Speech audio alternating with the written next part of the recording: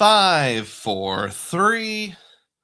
Hi, everybody. Dugroz here with Dugroz Reports. Welcome to my Saturday morning live stream. Today is Saturday, May the 9th, 2026, and I'm reporting live from my house. Good to see each and every one of you on board this morning. Let's take a look and see who's on board. I see Zachary Hageland. Good morning. And Tom Grayberg gets the ball rolling by donating one Dugroz Reports membership. Celebrate. Thank you so much, Tom. I appreciate your patronage. We'll go over ways to support us a little later. DEM says Saturday morning consistency at its best. Also some comment about broken bidets. John is in on the joke too. John also helps get that ball rolling a little more by donating one Dugroz Reports membership, just as good as a $3 super chat. Celebrate. Thank you for your faithfulness and consistency, John. And then Jesus Christ adds W to the algorithm. Double Animal Fries is on board. Hey, Double, how you doing? We've got 20 people on board, so go ahead and click the thumbs up button, and hopefully more people will flow in as we communicate here. We'll start this morning the same way we start every morning, and that's by going around the horn in the world of points, miles, cash back, and more with some Dugroz data points. But I will take just a second to mention that the theme of the day today is the videos that I never made part 2. So about 6 months ago, roughly, I did a live stream called The Videos I Never Made Part 1. And these are YouTube videos I've thought about making, but never got around to. So if that sounds interesting, please hang in there. All right, let's dive into those data points right about now. And the first one is hat tip friend of the channel, Ron B., who gives us a good reminder. Citi is eliminating thank you point reward sharing effective May 17th, 2026. This means cardholders will no longer be able to freely transfer points to other members. It must be completed by May 16th. So you've got basically 1 week from today to complete those transfers. And remember, they do expire 90 days after being transferred. So just heads up that is coming to an end. If you've got a situation where for some reason you need to do your transference and you need to have transferred points, that's something you should go ahead and take care of right about now. Stinky Monkey Baby's on board and drops a $3.99 super chat. Whoa, celebrate. Thank you, Stinky. I really appreciate that. And says, good morning, everyone. Carlin Robb said, did anyone else get a survey from US Bank about the Altitude Connect card they have? I let them have it. No points transfers, no combination of points on cards. Any rumors? Well, that's good information. Not something I'm familiar with. I apologize. Rewards Master's on board. Hey, Dugroz, happy Saturday. Same to you. Thanks, Rewards Master. Dad on a Mission celebrates 16 months of membership. Whoa, awesome. Good morning, everyone. Celebrate. We'll be happy to celebrate those 16 months along with you. And then Nuracan71 says good morning to all. Just click thumbs up if you haven't done so yet. I would surely appreciate that. We're going to move along a little bit here in the Dugroz data points. We've got a lot of up and down, vertically oriented data points because last night I was at a concert for my kids, so I didn't have access to my laptop, left it in the car, which my son used. Hey, Dad, a lot of us are going to Texas Roadhouse. Can I take your car? I was like, okay, that's fine. And then I rode home with my wife because we had driven separately, but I didn't realize I left my laptop in the car, so I had to do all of my prep work on my phone last night. I wasn't able to do it the way I normally do it on a laptop. This one is hat tip to frequent miler. Chase formalizes the end of the family rule for Sapphire cards. As I understand it, this means that it is now official that if you've had a sign-up bonus on the CSP, but not the CSR, you can still get the sign-up bonus on the CSR. And then the opposite would be true as well. In my case, I got the sign-up bonus on the CSP preferred. It has product changed to a CSR more than once, but I've never actually received the sign-up bonus on the CSR. So it would be hypothetically possible to get another one in the future. Hypothetically, of course. They have to actually approve me. Now, whether or not you can have both cards at the same time, don't know. That doesn't seem to be answered here. If anybody has that info, please feel free to share. Hey, we're doing good. 39 people on board. Keep on clicking that thumbs up button. Continuing on with a tip from Frequent Miler, Chase is also ending the 10% anniversary bonus on the Sapphire Preferred. This is a benefit a lot of us don't think of because, at least in my case, I don't do a lot of spending on the Sapphire Preferred. It's sort of an ancillary benefit card / the gateway to get to transfer partners. But you do get 0.1 extra on whatever you spend at the end of each year. So, a 1x purchase becomes 1.1, a 3x purchase becomes 3.1. That extra 0.1 is going away in October, which isn't a big deal, but it's never great to have benefits trimmed. So don't love the fact that Citi's doing this. Excuse me, Chase is doing this. This does not portend good things. Source King says, hello from my business class seat somewhere above Canada, thanks to free Wi-Fi, sponsored by AT&T. Well, hi, Source King. Hope you're doing well. Flying home from Sweden at this time, or maybe flying to Sweden? Jesus wants to know, what do they mean by formalize? As I understand it, not an expert, a lot of people were noticing that you could get the bonus as of a couple months ago, but now they've actually changed the language and the terms and conditions. It used to say, like on the Sapphire Preferred, for example, you cannot get the sign-up bonus on this card if you've ever had the sign-up bonus on this card or the Sapphire Reserve. Now it just says you cannot get the sign-up bonus if you've had the sign-up bonus on this card before. So that's my understanding. Continuing on with hat tip to Frequent Miler, the Chase Freedom Unlimited special offer is back. $200 for a welcome offer, plus 1 year of 5% cash back on gas and grocery. I believe that caps out at $12,000 per year, in branch only. So you'd have to go in branch to get this, but this is like, to me, the ideal starter card for rookies in points and miles. I mean, shoot, it's a good offer for anyone, and you can strategize around that pretty hard. It's sort of like having a Freedom Flex with gas / grocery being the category for an entire year up to $12,000. So I would take advantage of that, certainly. Let me think about that, actually. How could I strategize that? I'd have to have my wife or I product change to a different card. Double says, I've heard they may not give you the bonus if you've held the CSR before, even if you didn't get the sub. Pop-up jail-esque. That's a good point. Thank you. With Chase, does 524 even matter anymore? Does you've had the card before even matter anymore? It seems to be becoming more like Amex's pop-up prison, where they're just going to make the decision they make, and you get what you get, and you don't throw a fit.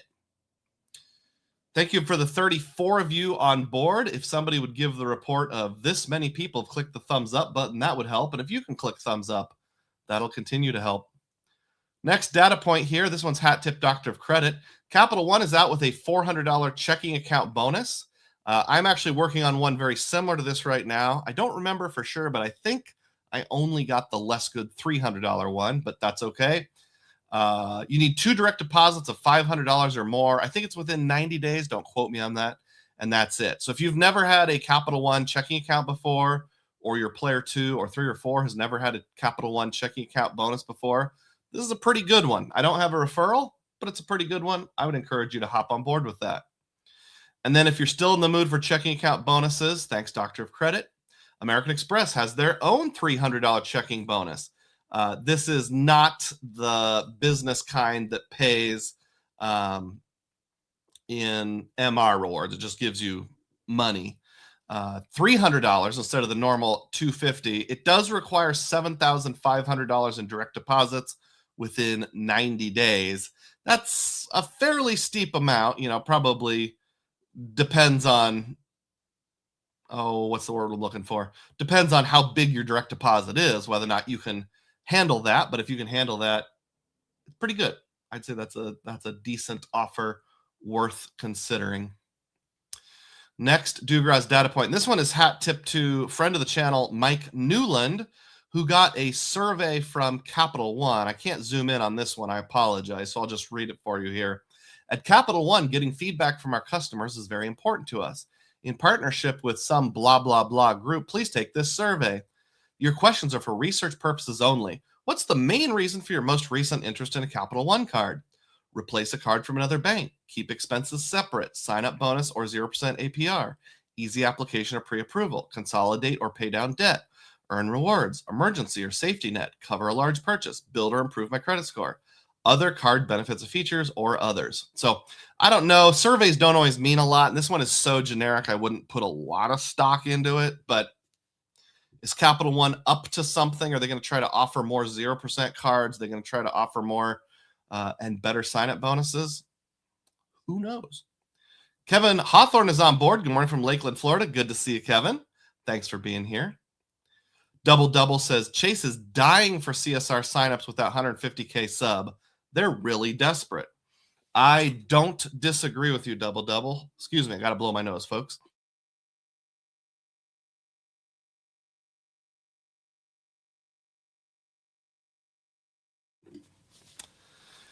Source King says, I flew back from Sweden about 2 weeks ago. This flight will land in Canada. Awesome.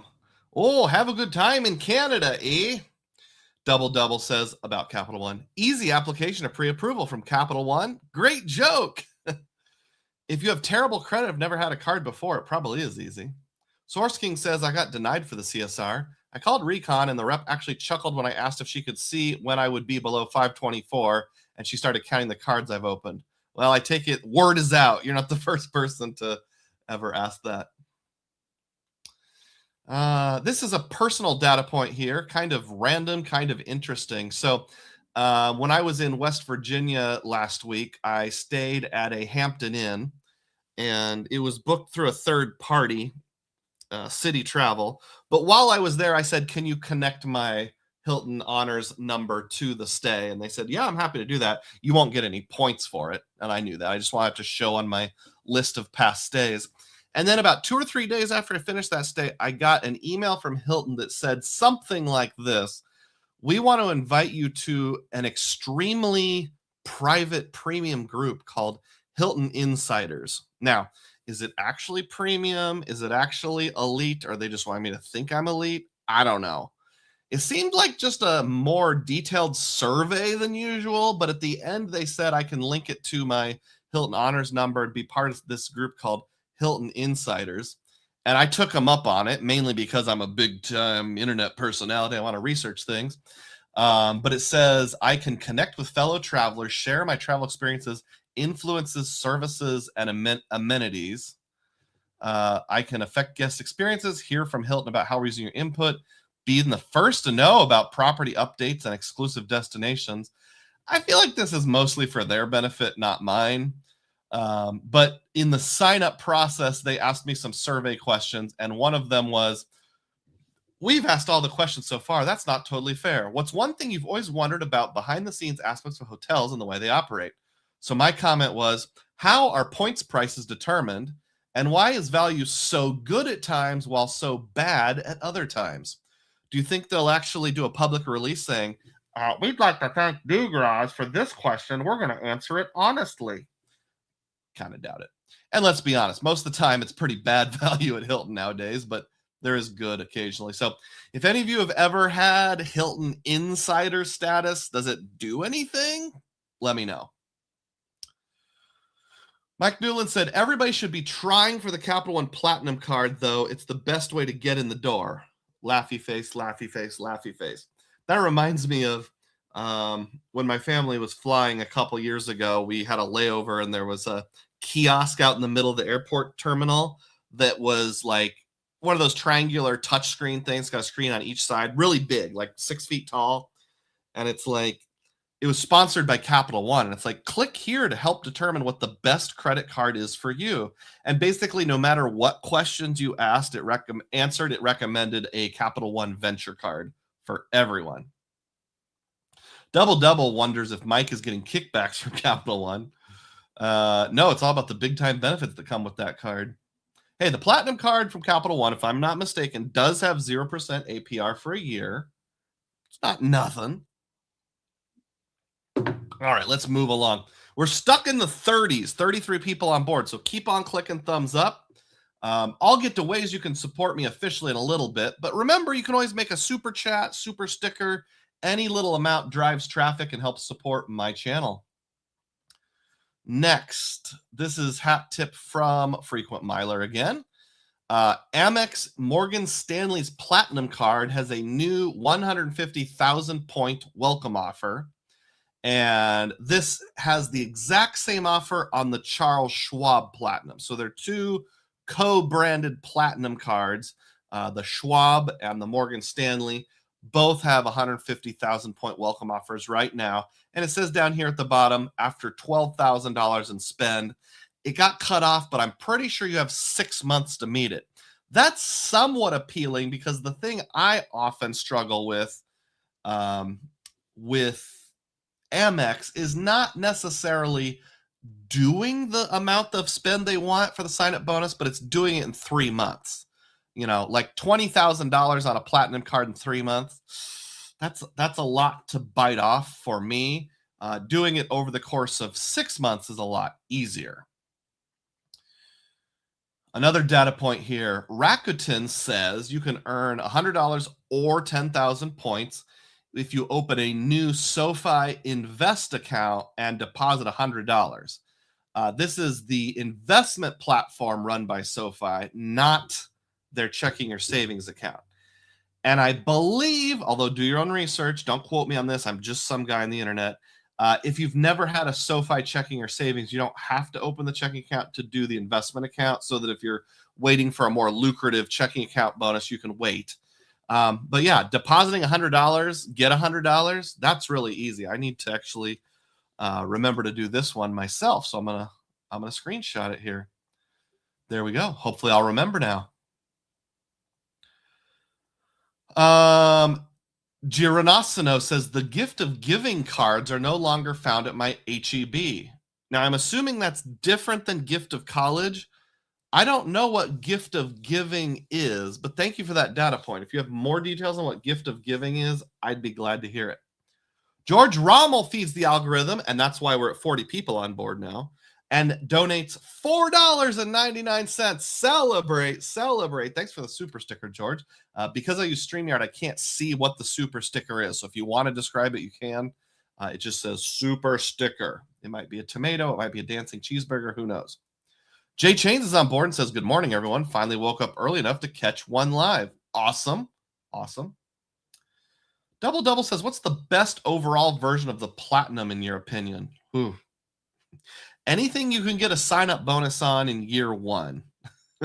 Beyond that, I'm just going to say it depends on what you want to do with it. I know that's a cop-out. In my case, it's probably the business Platinum because of that 35% rebate on flights in their portal for your one chosen airline. I can get decent use out of the wireless credit, some other stuff like that, airline incidental. My wife and I had a personal Platinum, like 4 different years between the two of us, and personal business combined. Of those 4 years, we used FHR once. It's just not really in my wheelhouse. Seems like I'm always compromising those kind of things to use it. So I guess the business Platinum for me, but none of them are really worth paying the annual fee in year 2 for me. If you handle things differently, obviously it'll be different. Girasano said he meant gift of college. So no more gift of college cards at HEB. Oh, that's a bummer. I have found them at CVS and Fleet Farm. However, they're only the up to $200 variety. They don't have the up to $500 variety.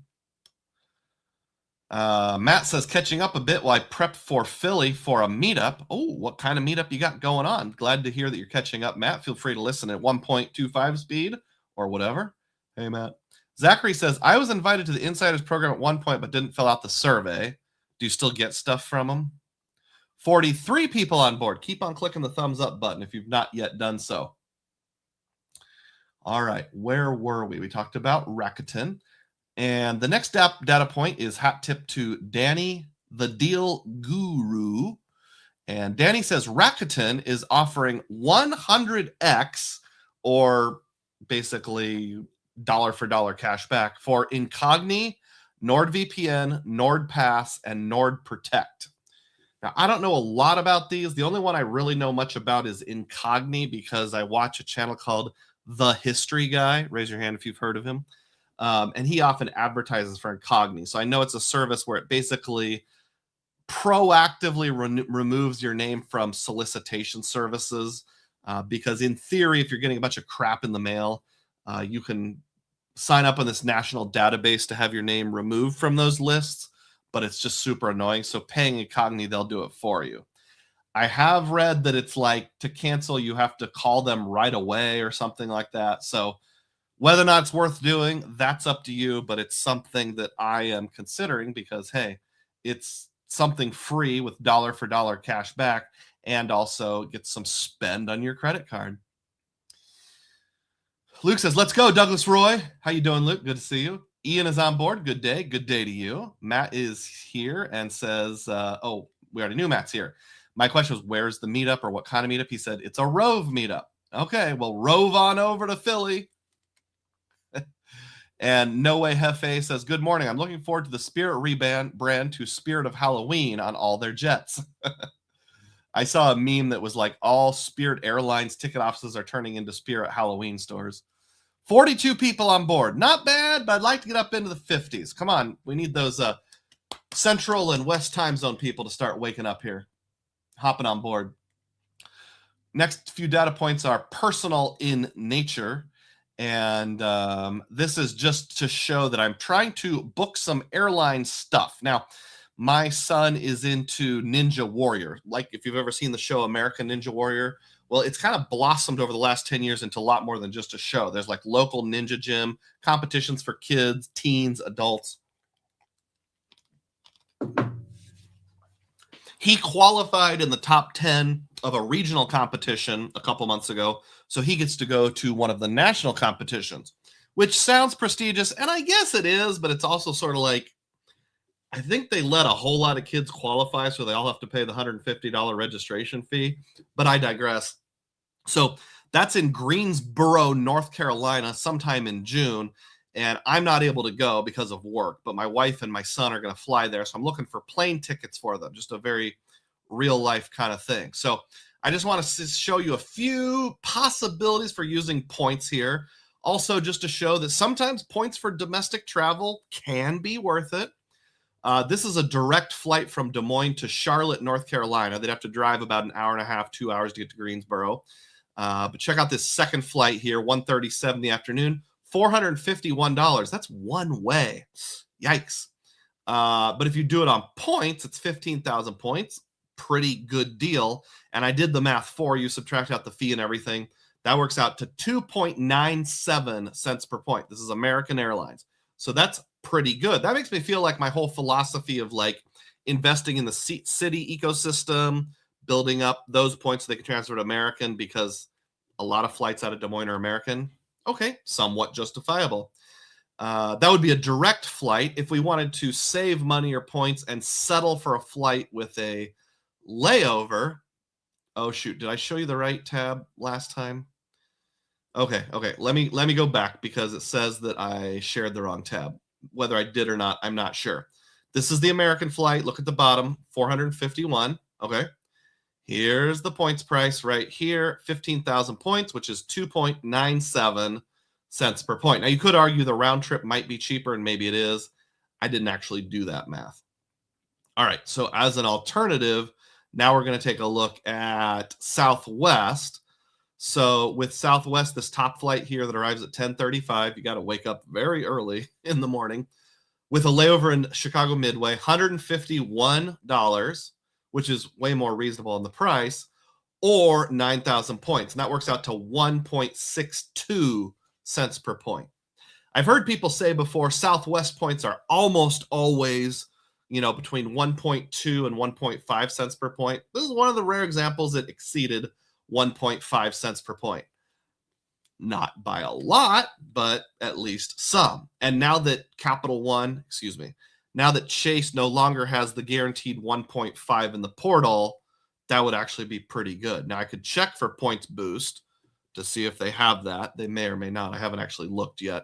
Not that I have a truckload of Chase points laying around. I think I'm down to 20, 30,000, something like that. So if anybody has any suggestions about going to Greensboro, North Carolina from Des Moines, that kind of thing, let me know. Also, hotels are starting to fill up. There's just not a lot of opportunities there. So I might have to settle for second or third best.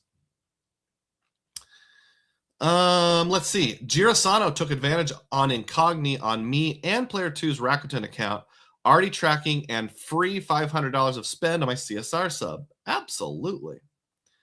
Ian wants to know if Matt is in Philly anytime he should go to Angelo's or Uncle Gus's. Dong Kim says, Three Ninjas Kickback movie. I don't get that reference, but sounds pretty awesome. Bill writes here, puts a period just to feed the algorithm. Thank you. Jake Loves Jesus on board. Good to see you. And says, I'm looking for the best credit card for vacation rentals. Thoughts? Let's skip that for now. If you want to ask that towards the end of the program where I go over the community tab questions, that would be a good time to do it.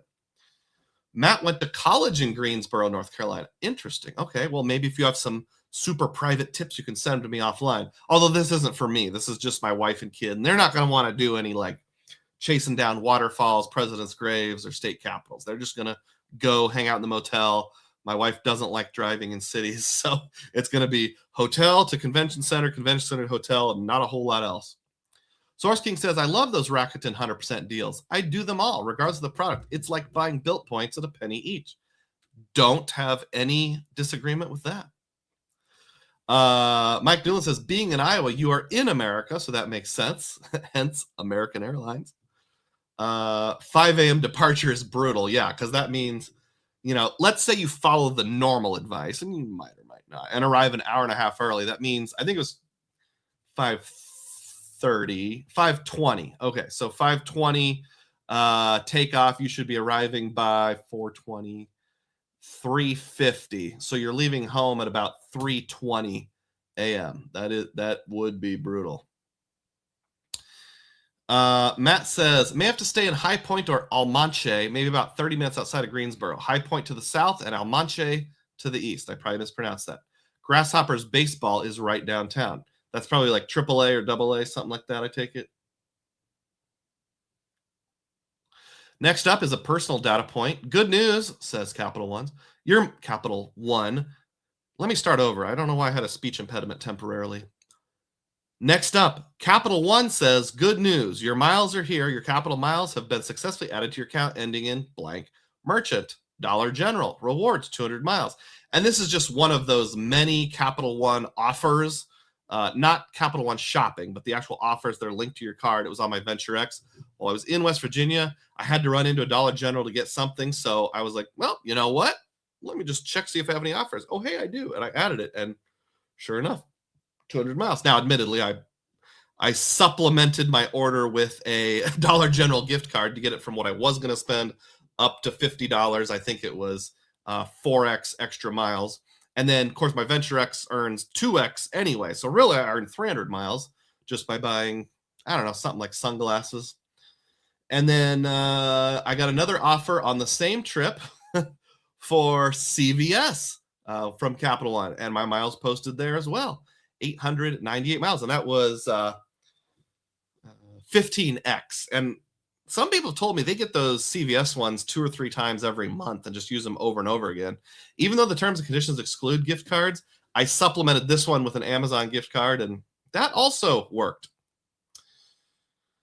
Let's see. Sleepy Rod's here. How you doing, Sleepy? What about booking the Southwest flight? Pay with your Aeroplan card. Boom, pay yourself back. Yeah, pay yourself back would be a good option for either of those. It's just that I'm really trying to save up those Aeroplan cards points for other things. I mentioned that my kids might be going to Rome with like a high school trip next year. And it's one of those you have to book through a travel agency things. So really the only way I could indirectly use points would be Aeroplan. So I'm trying to be very judicious with my Aeroplan points. I've used them. I used them a little bit on the West Virginia RIP trip, but I would consider this trip to go to North Carolina to not be travel. It's just going somewhere to do a thing. So it's not going to follow my rule of like 0% impact on family budget. So if we end up spending cash, this is one of those times it's okay. It's a business trip, not a pleasure trip. Matt informs us that the Greensboro Grasshoppers are a minor league affiliate of the Pirates Low A South Atlantic League. Ron says there's some Hyatt Places in Greenboro, category 1 or 2. That would be great if any still had availability. Mike Newland wants to know if these are in-store offers. Yes, both of them were for in-store. Sleepy Rod said, I've made such a killing with Capital One offers. Beats any custom cash or Wells Fargo setup that I know of. Yeah, it's unpredictable in the sense of it's not guaranteed, but as long as it's working, milk that cow for all she worth. Hey, look, we do now have over 50 people on board, 51. So if you've not yet done so, please click the thumbs up button. Please keep on commenting. I would really appreciate it. There is also an ability to support my channel with a tip jar tip. It's the first line in the URL if you want to tip anonymously or offline. Tia Rico says, hey. Mike says, I do a CVS in-store offer monthly with Capital One up to 2K miles on a single transaction, Amazon gift card. Also, it stacks with Rakuten offers also. Ooh, I forgot to check Rakuten. Thanks for the reminder. Zachary Hagelin said, do you think there's any risk the travel agency will not code as travel? Yes, there is that risk. So basically, my kids are juniors, and the senior class is going in about a month, 3 weeks to a month. And based on my wife's advice, small school, so we all know each other, don't bother the head administrator right now. But after it is over, I will ask the head administrator, what company did you use? We'll use the same company next year. Then when I find out what that company is, which is probably a local travel agency, I will just ask them, can I make a small test purchase, like just run my credit card for $2 and you can just keep the $2. I just want to see how it codes. Hopefully they'll let me do that. They'd be stupid not to. No Way Hefe says, I got 15x in-store Rakuten to stack with the 15x Capital One in-store offer at CVS. Just have to link your Capital One card to Rakuten. Awesome. I will be looking for that next time. Excuse me, folks. I have to clear my throat on occasion.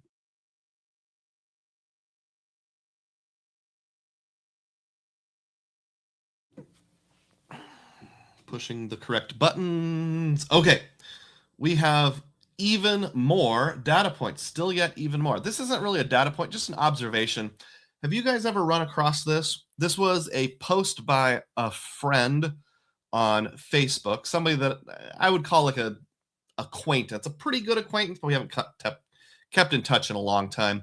I've blurred out their information because I don't want to embarrass them. The Maverick Nitro card saved me 44 cents per gallon tonight, almost $6 in the tank. I'll take it. Now, saving from $3.99 down to $3.55, that's a good thing. But I know this is one of those where like you have to save up over a long period of time. Probably at most you're getting this like once every 3 months. Have you ever felt like with normie people, like they get so excited about these teeny tiny minor victories, and if you try to tell them how much you're saving with points and miles, they just like throw it back at you like, oh, that couldn't possibly be that good. So when you see these kind of things, you're like, that's nice, but man, if you would just expand your horizons a little bit more, you could be doing that deal like weekly and more, like 5 times that deal weekly if you just got into points and miles heavily. But I digress. I'll add that to my next interactions with normies members only video. Jazz Fan says, I seem to have received a $50 off a $50 purchase at 1-800-Flowers from Capital One. Assuming it pays out is a great way to send mom flowers on the cheap. Oh, screenshotting that one for sure. I hope I get it too. Next data point here. Still data points of a personal nature here. I have a confession. Father, forgive me, for I have sinned in the world of points and miles. I did the wrong thing. My wife got a business gold card from American Express recently. And one of the things business gold has is the $20 monthly credit for a variety of things like advertising, shipping, but also office supply store purchases. So when we've had this card in the past, what I did is just go to Staples every month and get something. Since I'm still in the sign-up bonus period, I didn't want to just buy a $20 Amazon gift card. So instead, I got like a cell phone charger, which was probably 50% more expensive than it should have been, and a couple of pencils for the boys at school. It came out to $22.51. And I'm like, getting that for $20 net won't be too bad. And it was like April 27th when I got the card, went to Staples on April 29th because I wanted to get them before the end of the month. And there's the purchase. I'm thinking I'll get the $20 credit. A few days go by. I'm like, I still haven't got that credit. A few more days go by. Still haven't got that credit. And that's when I realized, you know how I screwed up? I was like, oh crap, is this one of the Amex benefits? You have to click the enroll button before using it. It sure is. And it had already posted by the time I did the enrollment. So it says allow 24 hours your free enrollment to be processed. There's a tiny chance it might go retroactive, but it probably isn't. So I'm probably just screwed, and I bought an overpriced pack of pencils and an overpriced cell phone charger. So learn from my mistake. If you want to use any of those Amex features, some of them you have to enroll for, which is dumb. It's just breakage. I didn't click a button. You click the button once, but you do have to go in and actually click the button once. Sleepy Rod said, my UR point balance is low. I'm going to check to see if I can get the 125K CSR sub since the Sapphire rules changed, and I've only gotten the sub on the Sapphire Preferred. Isn't it up to 150 now, or is that just a targeted offer type thing? Mike says, don't worry. It happens to everybody. Double says, maybe chat Amex and ask for a $20 credit. Maybe they'll do it just for courtesy. Okay, I'll do that. Good idea. Ian says, or to GSO is 3,500 points on United via Air India. I can front you the points, or you can look at Rove, but I've got piles of points in that system. I can spare 14,000. Oh, thank you so much, Ian. I really appreciate that. However, ain't no way my wife's driving to Chicago. So I really appreciate the offer, but not going to happen. Let's see. Tariq says it is a 150K CSR sub. Awesome. Thanks. And thanks for being here, Tariq. Appreciate it. 59 people on board. So close to 60. Keep on clicking the thumbs up. Double says, I've made a number of mistakes with Amex, and they've been pretty generous about courtesy credits. Okay. Well, thank you. Appreciate that.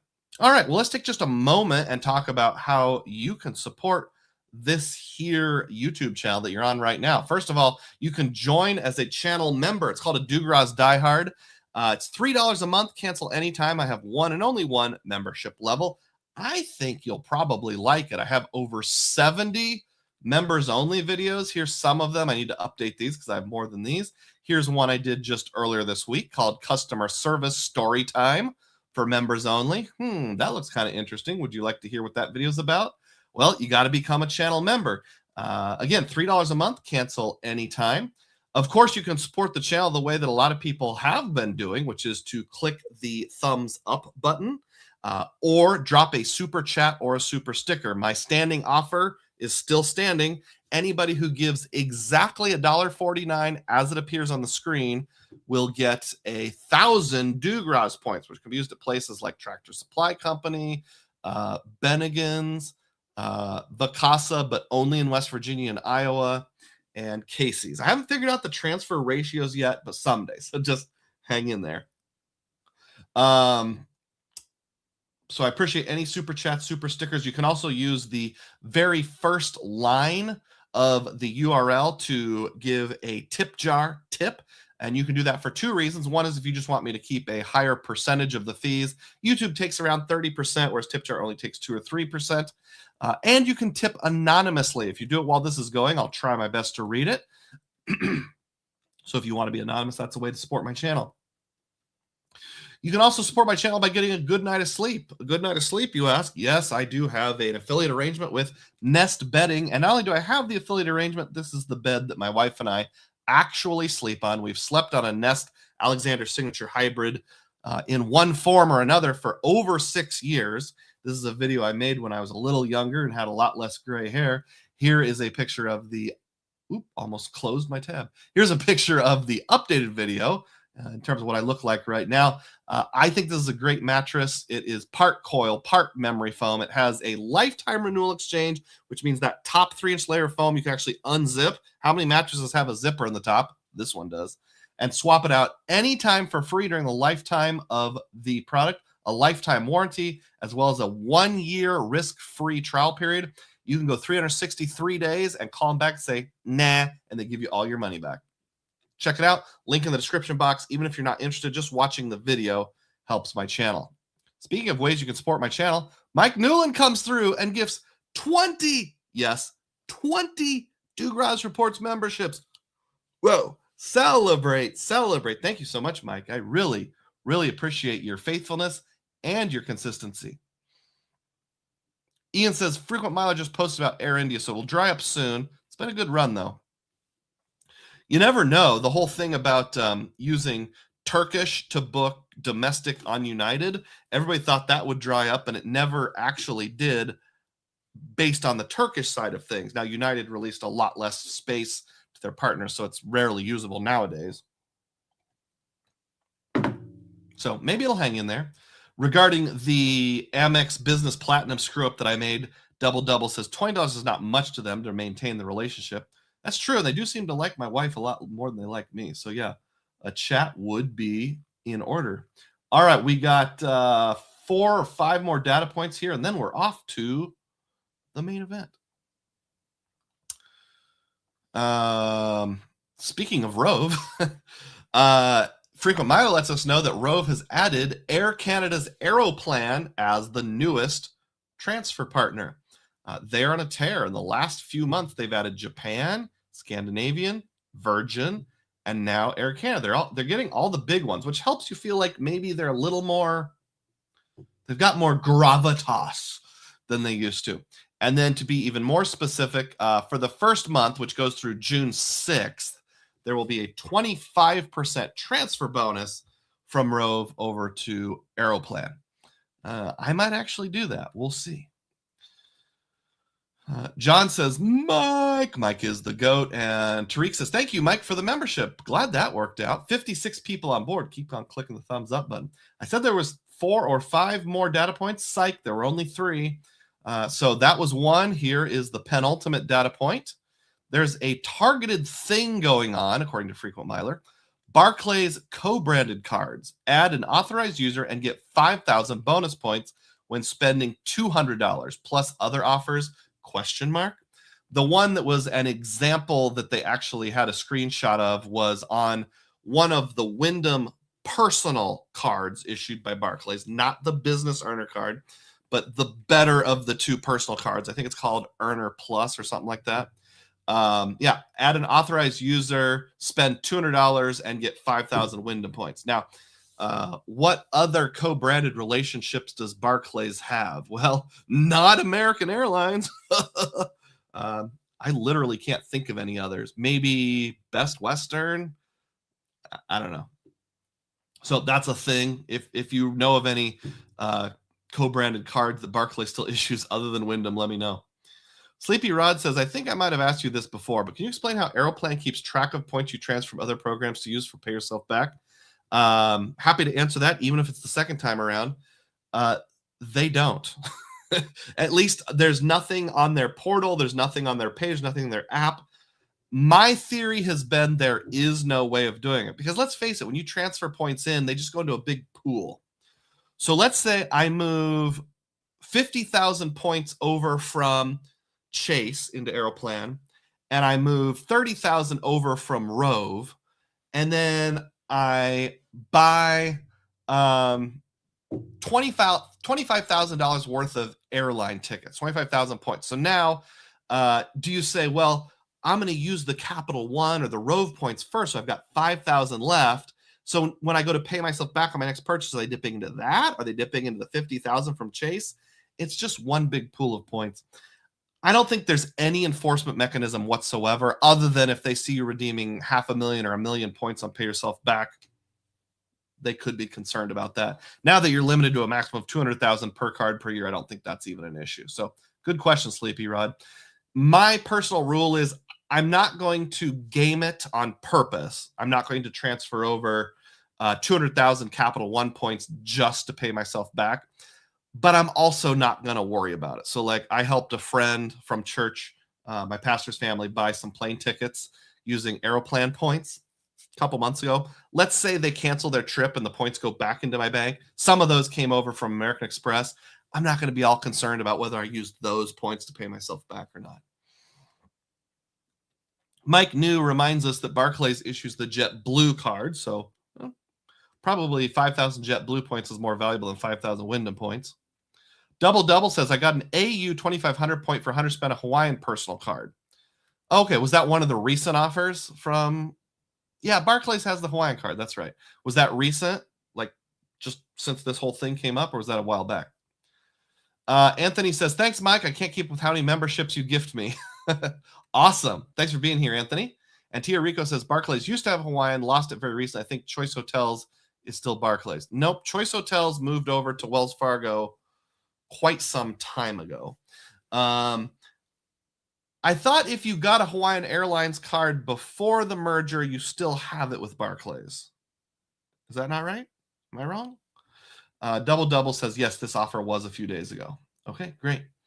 Last Dugroz data point here. Marriott, hat tip frequent miler, Marriott is targeting some members with a free $25 or $50 promo card via email. So I checked my email, didn't get this, but there's some people getting an email.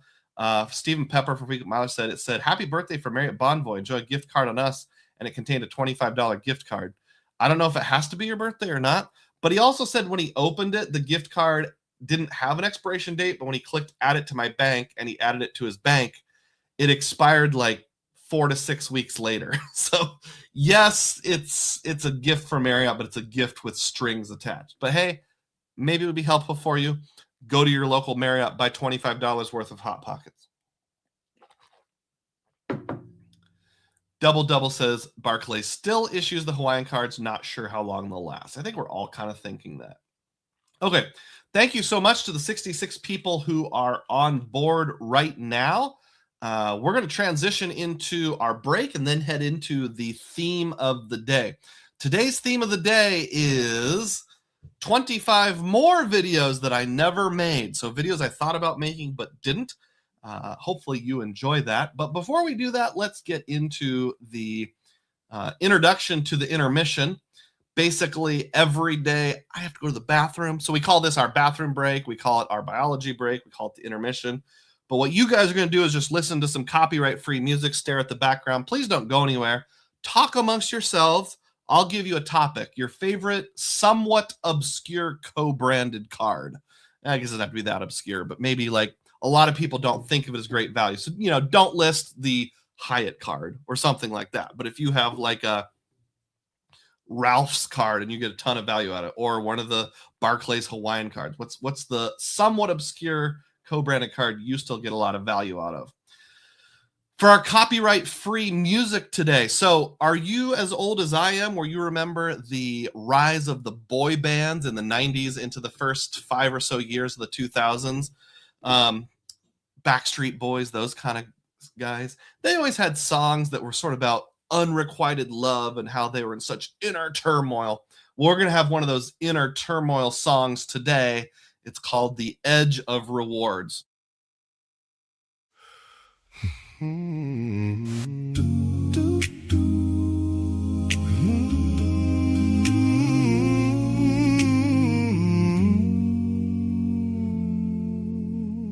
I spent 6 months planning the perfect redemption category for off-peak. The math was clean. I hit submit and watched the screen go loading. Then Hyatt moved the goalposts on my dream. $5 short on my minimum spending. The welcome bonus slipped right through my hand. I stared into that progress bar like a madman, trying hard to make it understand. I'm living on the edge of rewards, where the points devalue overnight. I'm living on the edge of rewards, chasing airline miles into the light. The pop-up said I'm not eligible. The transfer partner's gone away. I'm living on the edge of rewards, one hard pull from losing my mind today. I found a sweet spot at a park Hyatt somewhere. 40,000 points, I had them saved for years.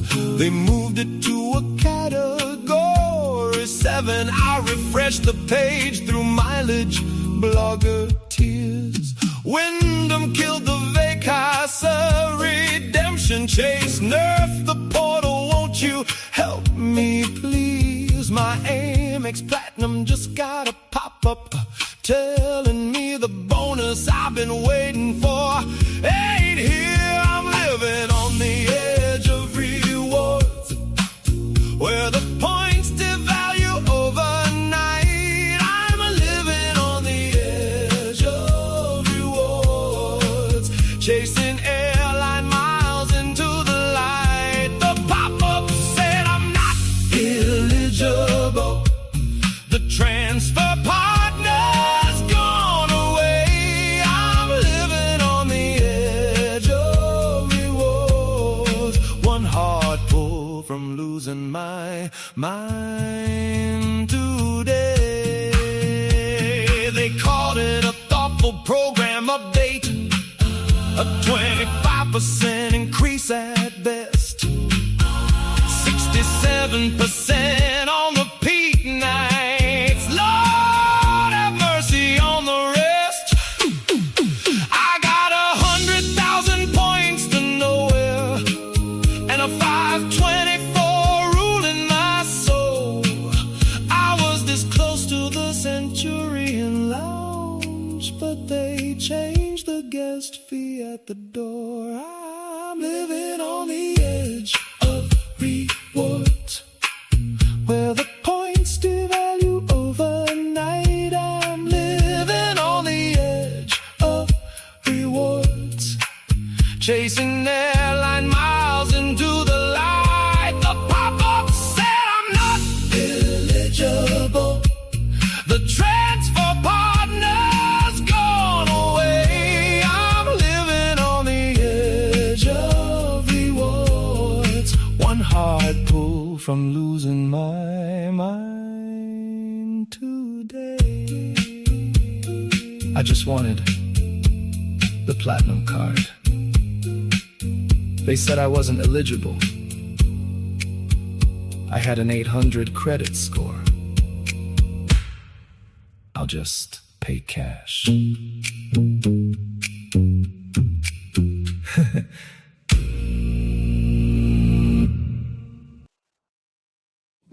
like the awkward laugh at the end.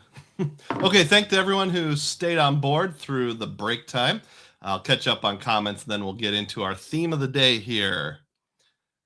Thank you to everybody who said they enjoyed the music. Appreciate it. I can't exactly say I slaved over it, but I did make it. Maybe if there's any demand, I'll put it on Bandcamp for download. I got to release a Points and Miles album sometime. Caldard said the Walgreens MasterCard gives insane value, especially when used in your built wallet. Oh, okay. I'll have to look into that one. Don't know much about it. Dad on a Mission said, my favorite co-branded is the Sears card that is now a Citi thank you card. I get offers in the mail giving me tons of thank you points. Thank you points equals American Airlines miles for me. Oh, absolutely. I really wish that I had that card. That's one of those you had to get it when you could get it, and you can't anymore. No Way Hefe says, do you have any thoughts on the 2 new Bank of America Royal Caribbean credit cards? I'm thinking about getting one next year for a cruise in 2028. Sorry, I don't have any thoughts on it, mainly because I didn't even know they existed. I've never really been into the cruising scene, haven't really pursued that. I apologize. Maybe it's great, but I have no idea. QC Man asked this, does it come with a free hantavirus vaccine along with a sub? Too soon? No Way Hefe says, some Uber accounts have 15% off gift cards in the wallet section. I gifted one to myself. Awesome. Way to go. Anthony thought the song was so good. QC Man says, that talking part needs the boy band members with a really deep voice, though. I agree. Ron says, my wife heard it through the earbuds and asked if it was One Direction or Backstreet Boys. All right. Celebrate. Tell her it's the Dugroz Boys or something like that. I ran out of time, but I thought about doing some cover art with myself and 3 or 4 other content creators, maybe me and Anthony in the background backing me up. Chad, Luke, John, etc., etc. All right. 66 people on board. Thank you to those who stayed on board. So some people might say what I'm about to do is a cop-out, and you're not entirely wrong, because I didn't have a lot of time to prepare for a live stream. But last time I didn't have a lot of time to prepare for my live stream, or one of the times I didn't have much time to prepare for the live stream. I made a video called Videos I Never Made. And basically, I keep a running total of every video that I should make in my phone. I use an Apple iPhone, and the list, and started out with 25, then it was 50, then 75. So I'm like, hey, let's just do another one of these. Let's do Videos That I Never Made part 2. So just like the name suggests, got to share my screen here. I screwed that up. Just like the name suggests, these are videos that I could have made, but never did. Maybe I still will. Maybe I won't. You'll see what I mean by that. Let's get into it. These are in no particular order, by the way. All right. Number 1. Is there anything special in points and miles about leasing a car? And I don't have an answer on this one. I honestly don't know. Conventional financial advice that I've always heard is, unless you have a business use or you really need to get a new car every 2 years, leasing a car is a huge ripoff. Just buy a good quality used car, pay cash, or get a really low interest rate loan, and it's a whole lot better. But with a lease, you have like monthly charges, and I've been told you can pay your entire lease with a credit card. So is there anything special we could do in the worlds of points and miles where, on a net basis, taking into account that it's more expensive in the long run, you get net value out of leasing a car rather than buying a car? If anybody's ever hacked that, let me know. Maybe at some point I'll make an actual straight up video out based on it. Catching up on comments real briefly here. Ron says, it sounds kind of a cappella with a good beatboxer. Yeah, it does. Dad says, we need a points song version of We Are the World, Heal the Spend. Do that with the other points and miles YouTubers. I might have to get Rex involved. I haven't seen him around. Are you here, Rex? The guy who does AI video. I don't know how to do video. I only do audio. Like, Luke takes over for a while, then Anthony takes over for a while, and then Chad's Money Minutes. No, but the points aren't that bad. Something like that. That's a great idea. Bill Wright says Norwegian cruise card subs are worth $200 to $300 and earn 5x, but your points are trapped in their system for use with them. Thanks for the info. That could be a handy co-branded card for a specific situation. No Way says, sorry, I was behind on the stream. I'm a big fan of the One Key Plus card. I use my One Key Cash to book a Southwest flight. I can typically get 10% or greater on a shopping portal with Expedia bookings. I never thought of that. My wife had a One Key card. We canceled it. It was weird. I didn't want to pay the annual fee and they wouldn't let me downgrade, but I digress. I never thought about pairing it with shopping portals. Maybe I'll revisit that someday. Thank you for the suggestion. 70 people on board. Keep on clicking thumbs up and we'll drive even more people in here. QC Man drops 1 Dugroz Reports membership. That's just as good as a $3 super chat. Celebrate. Thank you, QC Man. My brother from another mother is here. Cesar, mi hermano Doug. Good morning, everyone. Good to see you, bro. Sleepy Rod says, leasing a car is way too expensive. At that point, I might as well just make payments towards a new car. Yeah. Okay, that's kind of what I'm thinking, but maybe there's some hack out there that I'm just straight up not aware of. All right, let's get back into the theme of the day here. We're talking about videos that I never made, part 2. These are good ideas. Didn't make videos. My only request would be, if you are a content creator and you end up using any of these ideas, just give me a shout out in the video. Say, hey, hat tip Dugroz from Dugroz Reports, who made me think of this idea. I'm willing to share as long as credit is given.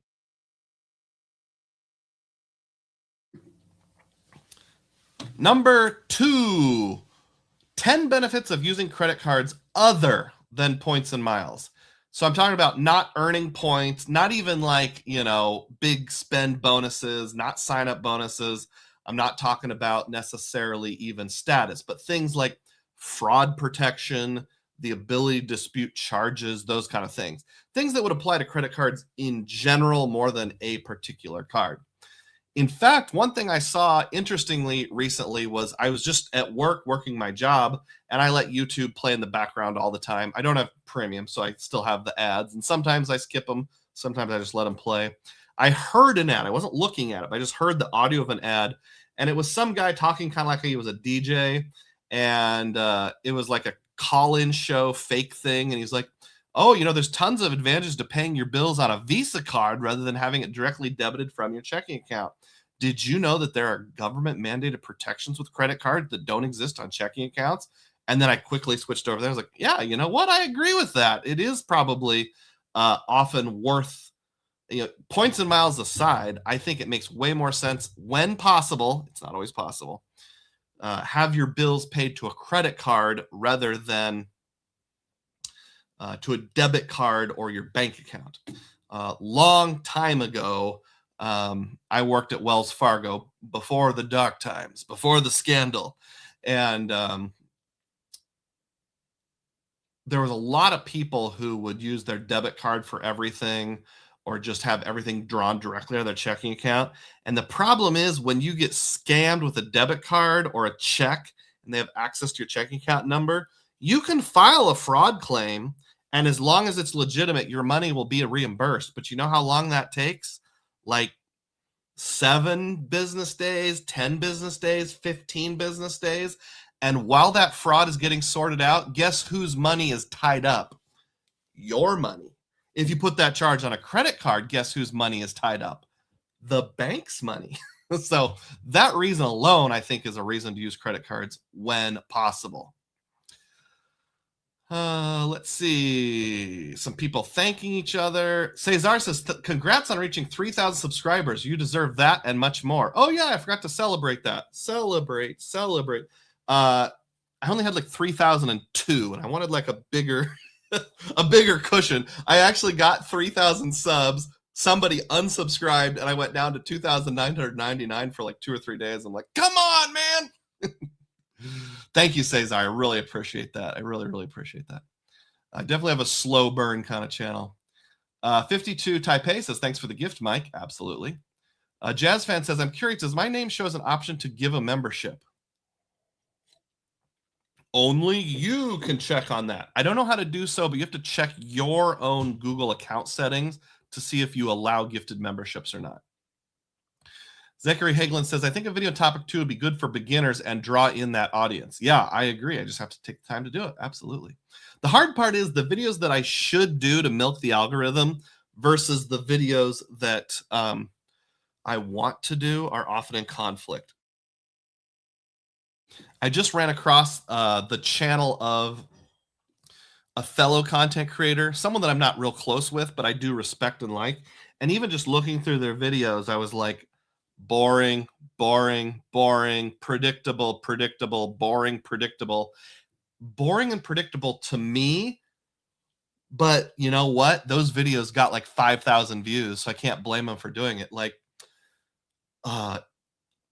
is the City Strata Elite still worth it? It's like, and I've done videos like that before, but it's like, I've heard this 1,000 times. That doesn't interest me. I don't want to make that video, but I probably should do more of that kind of stuff.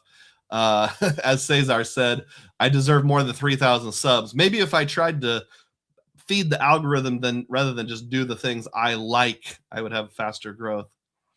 Jazz says, has anyone been able to use a credit card to pay Verizon and also get the auto pay discount? I'm very frustrated I can't do both. QC Man says, I don't remember how to do it exactly, but you can turn on the option to receive gifted memberships. Girasano says, I used to work at a bank. People would overdraft every paycheck and pay the $35 fee to float the $1,000 overdraft for 2 weeks.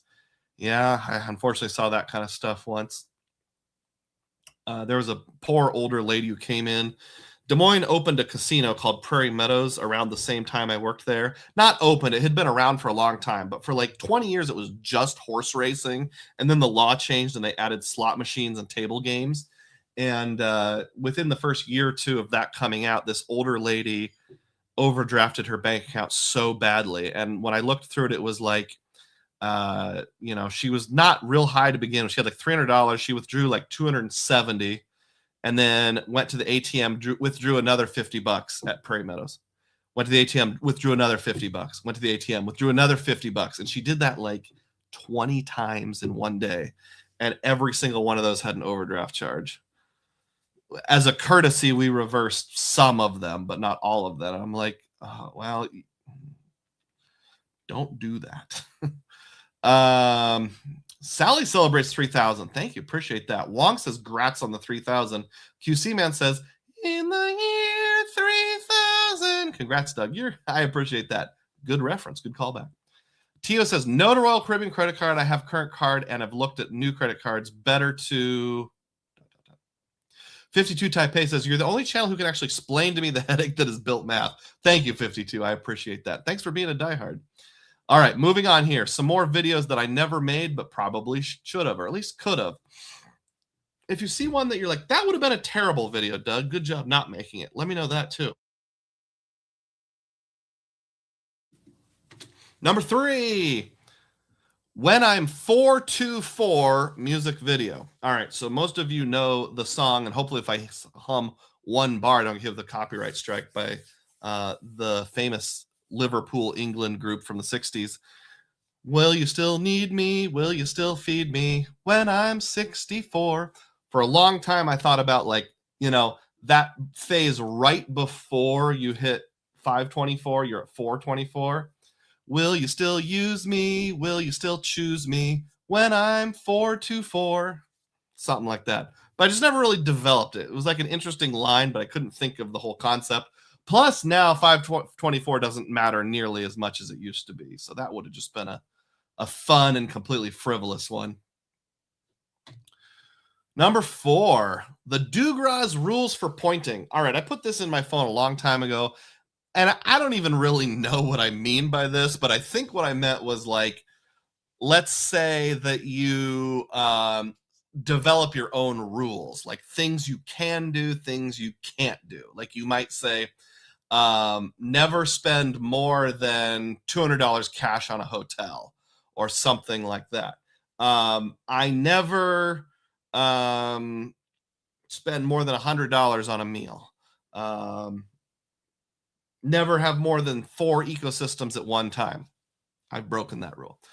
Those kind of things, just like things you can do and can't do.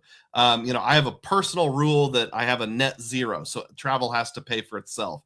Those kind of things. I could just take all these kind of informal sort of checkpoints I have in my head, make it into a system of formal rules, and explain how I do points and miles, because it's amazing. I've only been in this game for 6 years. There's so many things I do that I'm just like, this is just how I do it. But I've never really formalized any of that. Tia Rico says, book a cruise through a portal when they have a 2x boost stacked with a travel credit card that gives the multiples to cruises. I've used American Airlines to get AA miles plus city. Or better yet, just get a new sign-up bonus. Ziza says, how long were you in Puerto Rico when you went, and do you feel it was enough time? Did you rent a car? How long was I in Puerto Rico? I arrived on a Friday night and was left on a Tuesday afternoon. So I guess that'd be Saturday, Sunday, Monday, 3 full days plus 2 partial days, whatever that works out to. Do I feel it was enough time? Would I have liked to stay longer? Yes, but work was calling. Am I still glad that I went? Yes. Could I go to Puerto Rico for 3 full days and 2 partial days and still have a lot of fun? Yes. Did I rent a car? Yes. And I even have a picture wearing this exact shirt driving up into the mountains of Puerto Rico. That was totally worth it. If nothing else, that one moment was one of those moments where I lived a little more, and I would go just for that. So yes, I would rent a car and drive up into the mountains and some of those really windy roads and just find a nice pullover and listen to the birds and the breeze and those kind of things. QC Man says, not just overdrafts, but usually those hotel casino ATMs have bigger fees on withdrawals than other ATMs. Hope that lady dealt with her gambling addiction. Yeah, it was really awkward. And she basically said something like, I've never done that before. I don't know what came over me. I promise I'll never do it again. And it was weird because I'm like 24 and she's 64. When she's 64, probably older than that. She's probably like 74. And yeah, it was like she just couldn't resist gambling over and over and over again. QC Man says, Dugroz does not operate his travel budget like the U.S. government. That is a true statement. Thank you to the 60 people who have stayed on board. We'll keep going here. Oh, Tio says, those portals will also give you cash to spend on board depending on cabin or suite. Thanks for those sharing cruise ship tips. I don't do cruising, so I don't know. Maybe someday after my kids are out of the house, but not right now. Number 5. Driving with Dugroz becomes a travel challenge channel. Is that the whole thing?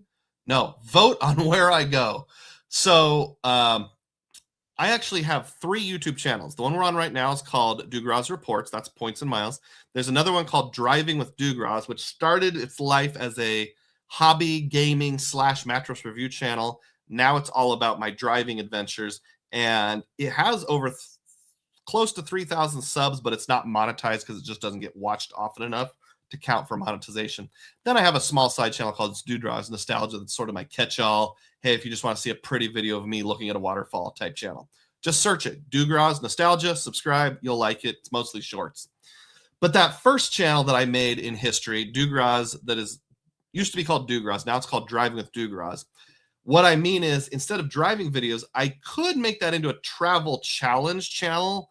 Like, let's say that I come to you, my viewers on this channel, like, hey, I'm thinking of 2 different rip trips, and you get to vote on them. I could either go to Pensacola, Florida, or I could go to Morgantown, West Virginia, and let you vote for a couple months, do some videos leading up to it, do some challenges of here's what I might do in Pensacola, here's what I might do in Morgantown. And then depending on the vote, I have to go to that city and then put the actual video of me doing it on the Driving with Dugroz channel. Every time I've thought about doing that, I get kind of like, no, I'm not going to let people tell me where to go. I'm going to go where I want to go, doggone it. But I have thought about doing that for whatever that's worth. Not much. Bill Wright says, when I was at the Caribe Hilton 2 weeks ago, we did 3 days before our cruise. Puerto Rico is a pretty island. The Caribe Hilton upgraded our standard room paid with points to a junior suite with a great view. I know that's where a lot of people stayed last November during the creator meetup. So I went there and looked around. I didn't stay there. I stayed at the DoubleTree. But yeah. No Way FA said, seeing Dugroz in shorts, count me in.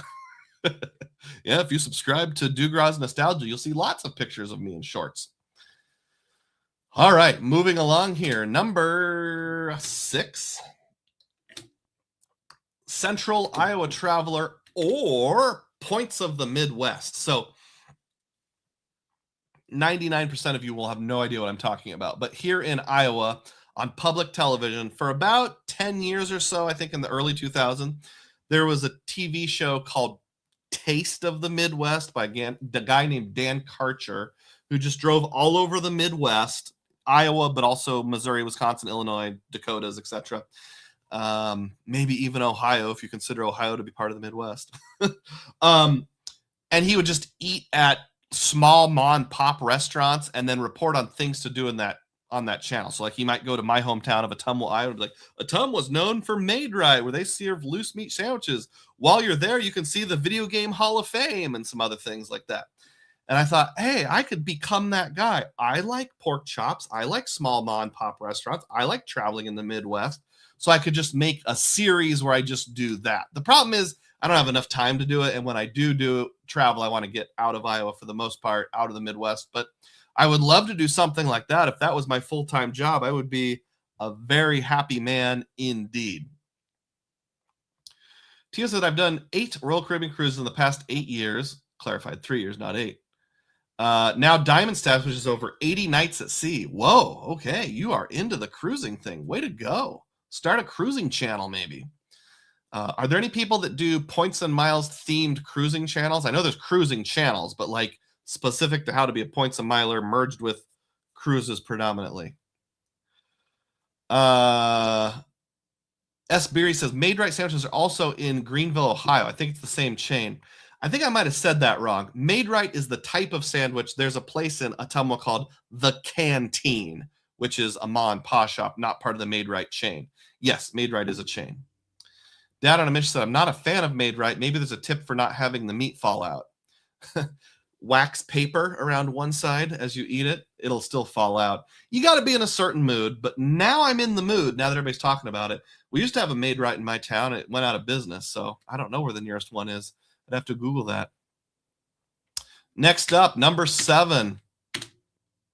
Credit card disses. I'm not really going anywhere with this, but you know how like when Yo Mama jokes were super popular? Yo Mama so fat. Maybe you could do the same thing with credit cards. Yo credit card's so lame. The amount of value you get is less than the annual fee. Oh! See, it's just kind of lame. It doesn't really work out. But Maybe you can come up with some, I don't know. You got the Delta entry level card. What are you going to do? Use that for Sky Pesos? Oh, I mean, see, it sounds so dumb when I say it out loud. I see some cruising comments. I'm probably not going to read them, but feel free to have that side discussion. Tio says there are YouTube channels for gambling on board for free cruises. Kind of points. QC Man likes the idea of credit card disses, apparently. If anybody can come up with a really good one, let me know. That's the problem. I think it's a great idea, but I can't come up with a good diss, so I wouldn't know how to do it. Maybe a shorts, once a year, something like that. Okay. Number 8. Do you have to be a fanboy or fangirl of any airline or hotel? There's kind of 2 levels to this. Now, one of those levels I've already addressed. I made a video a month or so ago about why I don't have any co-branded airline cards flying out of Des Moines. And basically, depending where you live, you might functionally have to be a free agent. But even if you're a free agent, most people will say things like, well, surely you have a favorite hotel or a favorite airline, one that you come back to time and time again. So my second question is, do you have to do that? Do you have to be a fan of any one hotel or any one airline? Is it okay to just say something like, I don't really have a favorite hotel? People say like, oh, I'm mainly a Hilton guy, I'm mainly a Hyatt guy, I'm mainly an IHG guy. What if it's just like, I'm not an anything guy. I just go wherever the value leads me. I don't care about Delta. I don't care about United. I don't care about Southwest. They're all just airlines. They fly you where you need to go. They all have premium economy. They all have business class. I just want to, find the best value. So maybe I think you don't have to be a fanboy or fangirl of any airline or hotel. That's my opinion. But I've never made a video about that. As it relates to Made Right, Sally says their egg salad is better than the loose meat sandwich. Ziza says, don't call me Shirley. I get that reference. All right, number 9. My love-hate relationship with U.S. Bank. So I think we all kind of know this. This one is a little out of date because when I add it to the list, it was before they nerfed the U.S. Bank altitude reserve completely. If they bring transfer partners in and they're at least mediocre or decent, this could become far more pertinent. So I'm probably going to wait for that. There are things I love about U.S. Bank in that it seems like they'll extend me credit anytime I feel like it. I've never been denied by them. I'm on my 3rd Triple Cash Rewards business card, so apparently they don't mind me somewhat churning that. Things I hate is they're stupid. Like when you sign up for a new business card, they have the main payment account thing half the time that you have to call them and get out of. That's really annoying. I hate the fact that you can't move points between your altitude cards. Like, why can't the Altitude Connect go over to the Altitude Reserve? It's dumb that it can't. Their technology seems to be outdated. For like 6 months now, they've been showing double transactions on my parents' checking account in the app. So some things I love about them, some things I hate about them. I'd be really sad if they went away because they do offer me a lot of value, but they do seem like they're stuck in the early 2000s. No Way Hefe is an IHG guy, it has been declared. Ron says these disses might be good for shorts or reels. I agree. QC Man says we'll all be in a retirement home before we learn their transfer partners. It does kind of seem that way. Thank you to the 60 people who have stayed on board. Feel free to click the thumbs up button. Nobody's taken me up on the $1.49 super sticker yet to earn 1,000 Dugroz points. Maybe you could. Number 10. Let's see. When is 1.5x at Chase worthwhile? What I mean by that is we all know that with most ecosystems, Wells Fargo, Citi, Amex, Capital One, you have a pretty easy way of earning 2 points per dollar on some card on everything. There's a 2x catch-all card somewhere. In fact, they all have one. All of them except for Amex have a personal variety. Amex only has it on their Blue Business Plus card. Chase is the weird odd duck out that's like, no, we're not doing 2x. We're doing 1.5.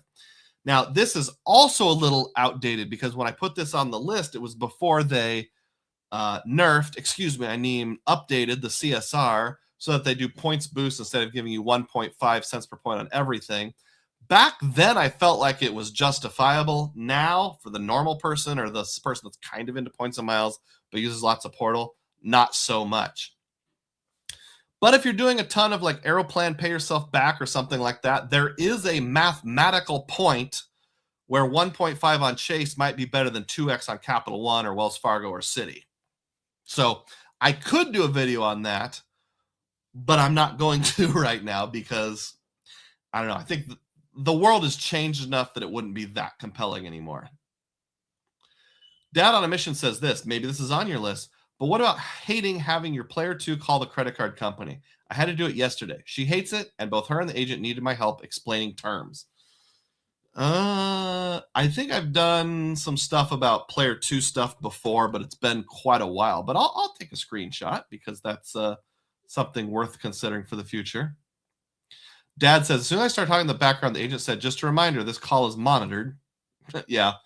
My wife hates calling too. I hate asking her to call. If there's anything that can be done by email, chat, online, we always do that. It's only as a last resort we have to call. Honestly, I've made decisions on whether or not to open cards based on how much calling would be necessary. So I totally get that. What we usually do is just bring me on the line right away and say, hey, I just want to let you know my husband's also on this so they can get their disclosure out of the way, get permission to talk to me. Travel Fan 11 says it really depends for airlines as to which airlines fly out of your airport. My local airport, SNA, has United. I prefer United for the worldwide reach and having a club at the airport. Yeah, that's a great idea. No Way Hefe says just use a girly voice and call yourself. See, I know this because I work in an industry that has a lot of fraud going on. More and more companies are now using voice recognition matching software. So like if it sounds one way on one call, then you call in a month later, it can actually trigger a fraud alert. I'd rather not have that happen. Hey, Travel Fan 11 takes me up on the offer for the first time and drops a $1.49 super sticker or super chat. Celebrate. I need to get you your 1,000 Dugroz points. Here they come in the gold-plated Batmobile. There you go, 1,000 Dugroz points. Good job, Travel Fan. All right, let's keep going on our topic du jour here. Number 11. Is travel a worthy category? For example, autograph journey. This one has befuddled me for a while, and I've mentioned it, but I don't think I've ever made a dedicated video about it.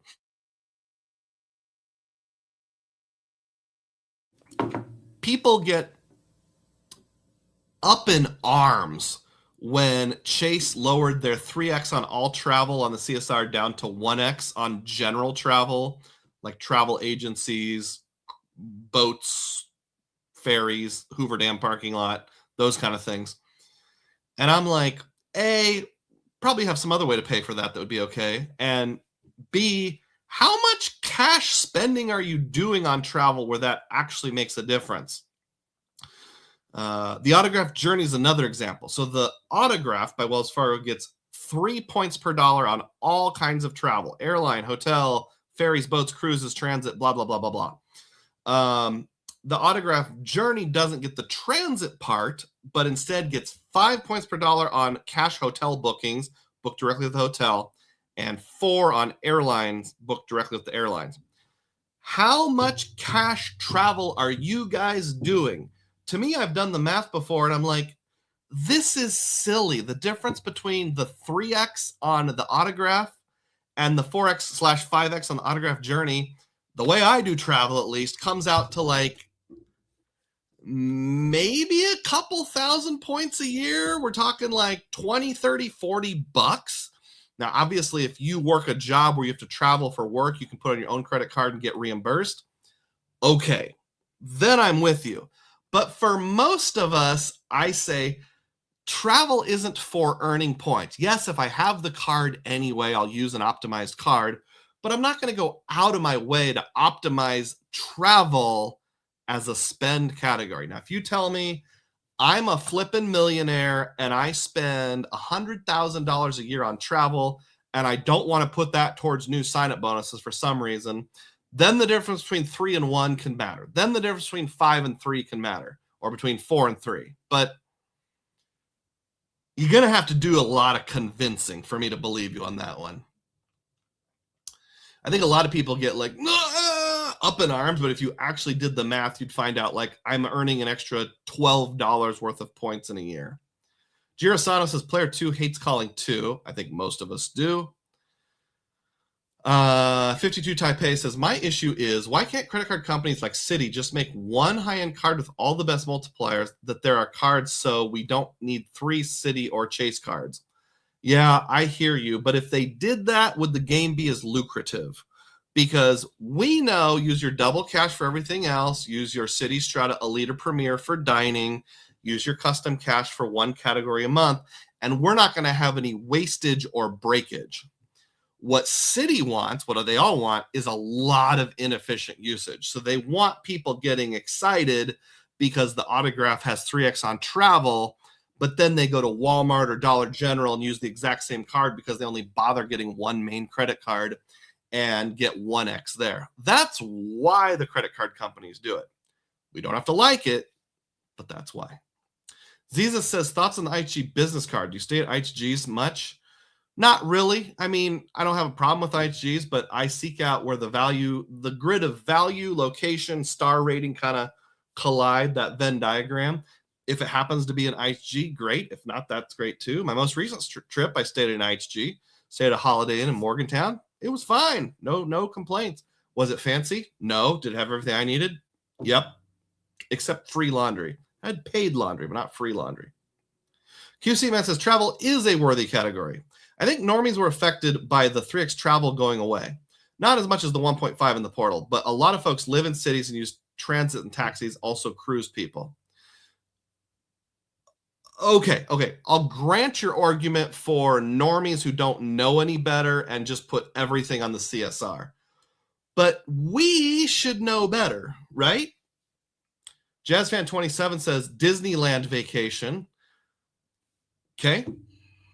There you go. There's another subset. So, and that's the great thing about making videos is if I make people happy, I get feedback and that drives the algorithm. If I make people angry, I get feedback and that drives the algorithm. So I definitely should make this video just so that people can get, start fighting in the comment section. Great idea. Number 12, the Chase Ink Train. How? Why? This probably would have been a great video to make about 2 or 3 years ago. Now I don't think there is such a thing as a Chase Ink Train because anybody I've talked to has been like, and the terms even say this, like you can get one Chase Ink Cash, one Chase Ink Unlimited, one Chase Preferred, and then you're stuck. So this one would have been a good topic in the past. I probably should have done it. Probably would have had some good traction, but I didn't get around to it. That's on me. Dad says, I have the IHG business card. Well worth it with a 4th night free. I also love how some IHG hotels allow you to wait until 6 p.m. local time to cancel. Very helpful if I need a backup hotel for some reason. Oh, I didn't know about that 6 p.m. local time to cancel. Does it say that right there in the terms before you make the booking? Because you would need to know before you book whether or not that's the case or not. I will probably get back into IHG at some point. I canceled my IHG business card specifically to open a slot to get me back on the Chase Ink Train, which worked back in October. It was my Hail Mary, like the last couple weeks that you were able to still do this. It won't work now. It does say on the website which hotels allow until 6 p.m. to cancel. So you can do a same day cancellation before 6 p.m. Is that what you mean? So like if I'm staying in Morgantown, West Virginia, and let's say I'm planning to go to a boutique local hotel, but it has a reputation for, I don't know, flooding or something, I can book the Holiday Inn as my backup, cancel at 5:30 and still be okay. I think that's what you're saying. If I'm wrong, correct me. If I'm right, give me some candy. Tio says to Dad on a mission, I just got the IHG Business 200K offer, almost done with a 9K sub. Awesome. I assume you mean 9K of spending on the sub. Yeah, that would have been a good time to get back on board. QC Man says the evil villain tied the lady to the train tracks and destroyed the ink train from running. Yep, he probably had a really long, curly mustache, I'm guessing. Dadamish says, yes, I have done that before. Just read the cancellation terms. Okay. I will say I booked a Holiday Inn in Decorah, Iowa, when my son was going to go there for a chess tournament once. But there was terrible weather the night before and it got canceled. This was in winter. So like ice, rain, snow, freezing rain, all that kind of stuff. But by the time they canceled, it was already inside the cancellation window. This was like you have to cancel by 9 p.m. Eastern time the previous day. I didn't get it canceled on time, but I emailed the place, and as a courtesy, they gave me a full refund. So I did appreciate that. No Way says, IHG has been great to me. I hope nothing changes with their credit cards. They have hotels in smaller towns, which I like. Absolutely. The problem with IHG is just earning points and spending points in their hotels. There's not really outsized value. There's decent value. There's break-even value. There's penny per point value, but there's not outsized value. Now, obviously, anything you get on a sign-up bonus, always worth it in year one. I also don't like having even more free night certificates, but if I can get everything kind of under control and getting kind of a nice tidy package where I only have like one or two, maybe I'll consider getting back on board with it. Jazz says, I've been tossing around the idea of a 4X IHG cards, 2 for me and 2 for player 2 as my Walmart multiple Aspire card strat. Not sure what you mean by Walmart multiple Aspire card strat. If you can give more details, let me know. Tio says, Doug, the IHG business is a current offer for 40K plus 60K. Oh, probably like 2 different tranches where you spend a certain amount, get 140, spend a little more, get 60. Awesome. I thought it was expired. My bad. Keep on dropping those tip jar tips. Nobody's done it yet. And the super chats that helps drive people in here. We'll keep moving right along. Number 13. Why do banks even bother with transfer partners? So we can tend to think things like, man, I am ripping off American Express, or I'm pulling one over on Chase. Look at this great value I got, 12 cents per point on this premium flight. I've seen on Discord and stuff, people ask that question before, like, why do banks even offer transfer partners? Surely they can't be making money. Well, if they weren't making money, they wouldn't do it. So then you go one step further and like, why do the hotels and airlines agree to it?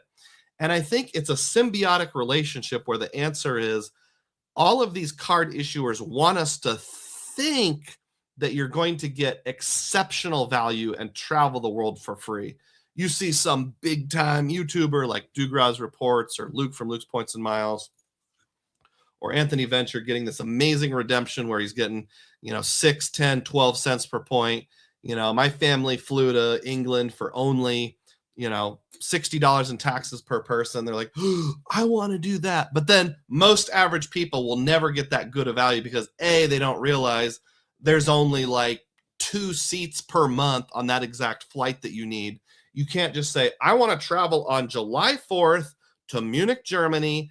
I want it to be nonstop from Atlanta, and I want it to be 60,000 points per person. They don't realize that that's not how it works. So they think they're going to get epic value, but then end up not getting epic value.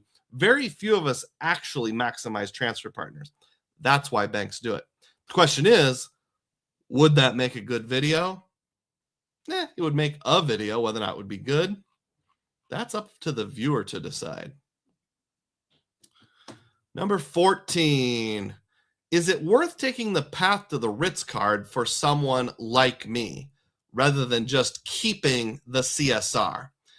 I've mentioned it several times, but I've never actually taken the time to do a video of that. I guess I did do a video like a year ago called something like Triple Threat, but even some of the information has changed since then. Why the Ritz rather than the CSR? Well, you've got a big difference in annual fee nowadays, for one thing.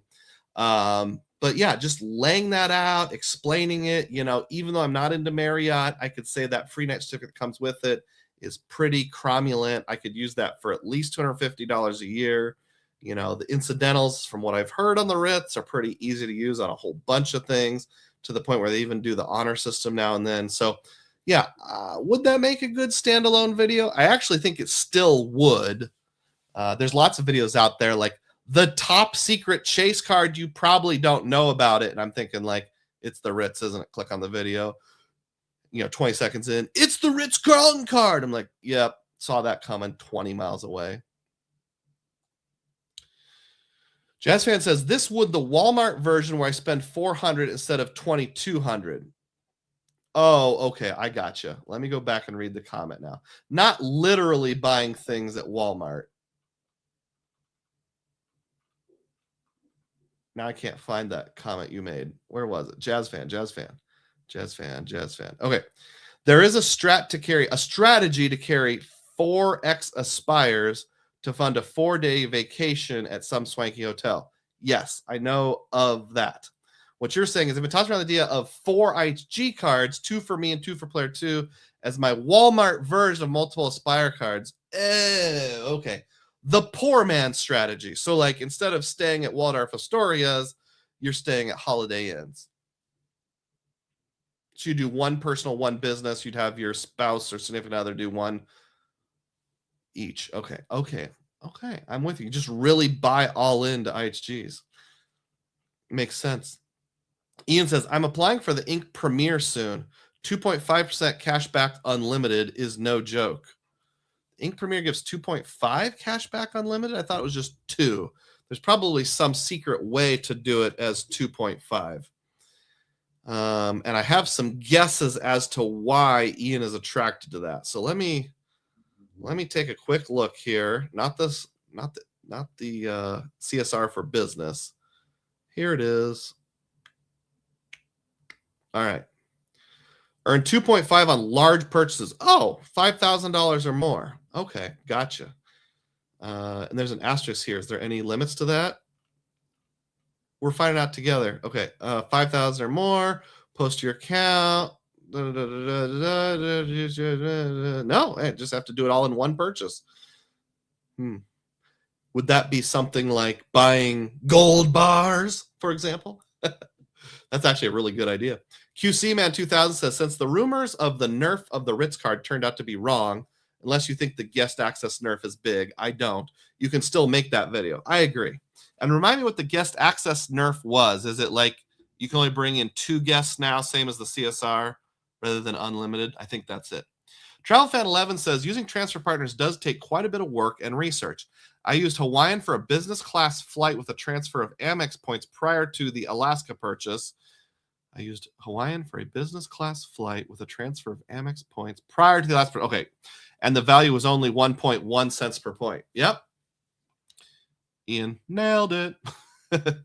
All right. Share the correct screen. Oh, I stopped sharing altogether. Sometimes I have technological failures. Thanks for your patience and hanging with me. All right, that was number 13. Number 14. Oh, this is one we just did, the Ritz card. All right, there's 25 total, maybe a bonus. So we're 2/3 of the way done. Number 15, drive versus fly. Pretty self-explanatory. If you're going on a trip to like, say, Chicago, would be a good example. Google Maps tells me that to get to my sister's house in the outskirts of Chicago is right around or just slightly under 6 hours. But of course, that assumes you never stop at all. My family is filled with people who need frequent potty breaks, including myself. We're going to stop for lunch. So realistically, it's a minimum of 7 hours. It could be 9 hours. So I could do a video just like, hey, is it better to fly or drive? There are plenty of direct flights, some into Midway, some into O'Hare. I could just fly to Chicago. So when is it worth driving? When is it worth flying? There's a lot of different things. I mean, shoot, I took a flight from Des Moines to St. Louis once to get to Springfield, Illinois, to basically save about 3.5 to 4 hours of driving time. You know, if I want to get there, hit the road, and start enjoying things right away, those 3 hours make a difference. There's a lot of other considerations as well. For example, now this is if you're the driver. If you're driving a car, you can't read a book. Yes, there's audiobooks, but some people like to actually read a book. You can do work on your computer, like if you need to do job work, if you need to This is assuming you have Wi-Fi. If you want to make a PowerPoint, I made my PowerPoint for my West Virginia live stream while I was on the plane. You can't do that while driving. So there's a lot of reasons to fly versus drive. Now, when you get there, you'll have a car. Whereas if you fly, you have to rent a car. So A, B, I think it would actually make a pretty good video. What do you guys think? No Way says, IHG's Hotel Indigos are my sweet spot. I don't like to pay for a lot of hotels. Also, their vacation club properties are useful for families. What is it about Indigos that makes it hit your sweet spot? I've always thought of Indigo hotels as their weirdo hotels. We're going to walk in the lobby and there's going to be some statue of a civil rights activist from the 1300s covered in blood, stabbing a naked dude with a sword or something like that. QC's man says, that's it, Doug, but you can still get unlimited free authorized user with the Ritz, so you can still do a lot of damage to the lounges. Okay, so like if I've got a family of 4, so I shouldn't think like, oh no, I can only get in 2 of my other family members. Just make one of them an authorized user, then they can also get in 3 guests. I gotcha. 52 Taipei says, I just picked up the Freedom Unlimited, and having 0% APR for 15 months is worth more to me than a reserve or platinum card could offer me with a huge 150,000 point sign-up bonus. Hey, I have been there, and I am there. I'm working on a new furnace, new roof, so the benefit of 0% APR is a real thing. No Way says, IHG Intercontinental Ambassador is also a good program if you stay multiple times at those properties. I don't, but thank you. It also comes with platinum status. You've earned platinum status. QC wonders if Taipei also got the 5% gas groceries for a year on top of the 15-month 0% APR.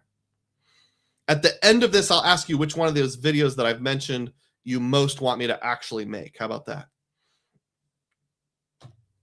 Number 16, Hilton Honors versus Hilton Surpass for my folks.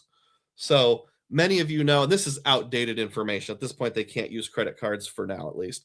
But my parents were in assisted living. They went into a nursing home. Now they're on, unfortunately, basically a government-funded program because they ran out of money. But before they ran out of money, I would often pay their bills with a Hilton card, and it's in their name. So if I got the Surpass, I would have to pay the annual fee for them. So is it worth having the Surpass rather than the Hilton Honors card?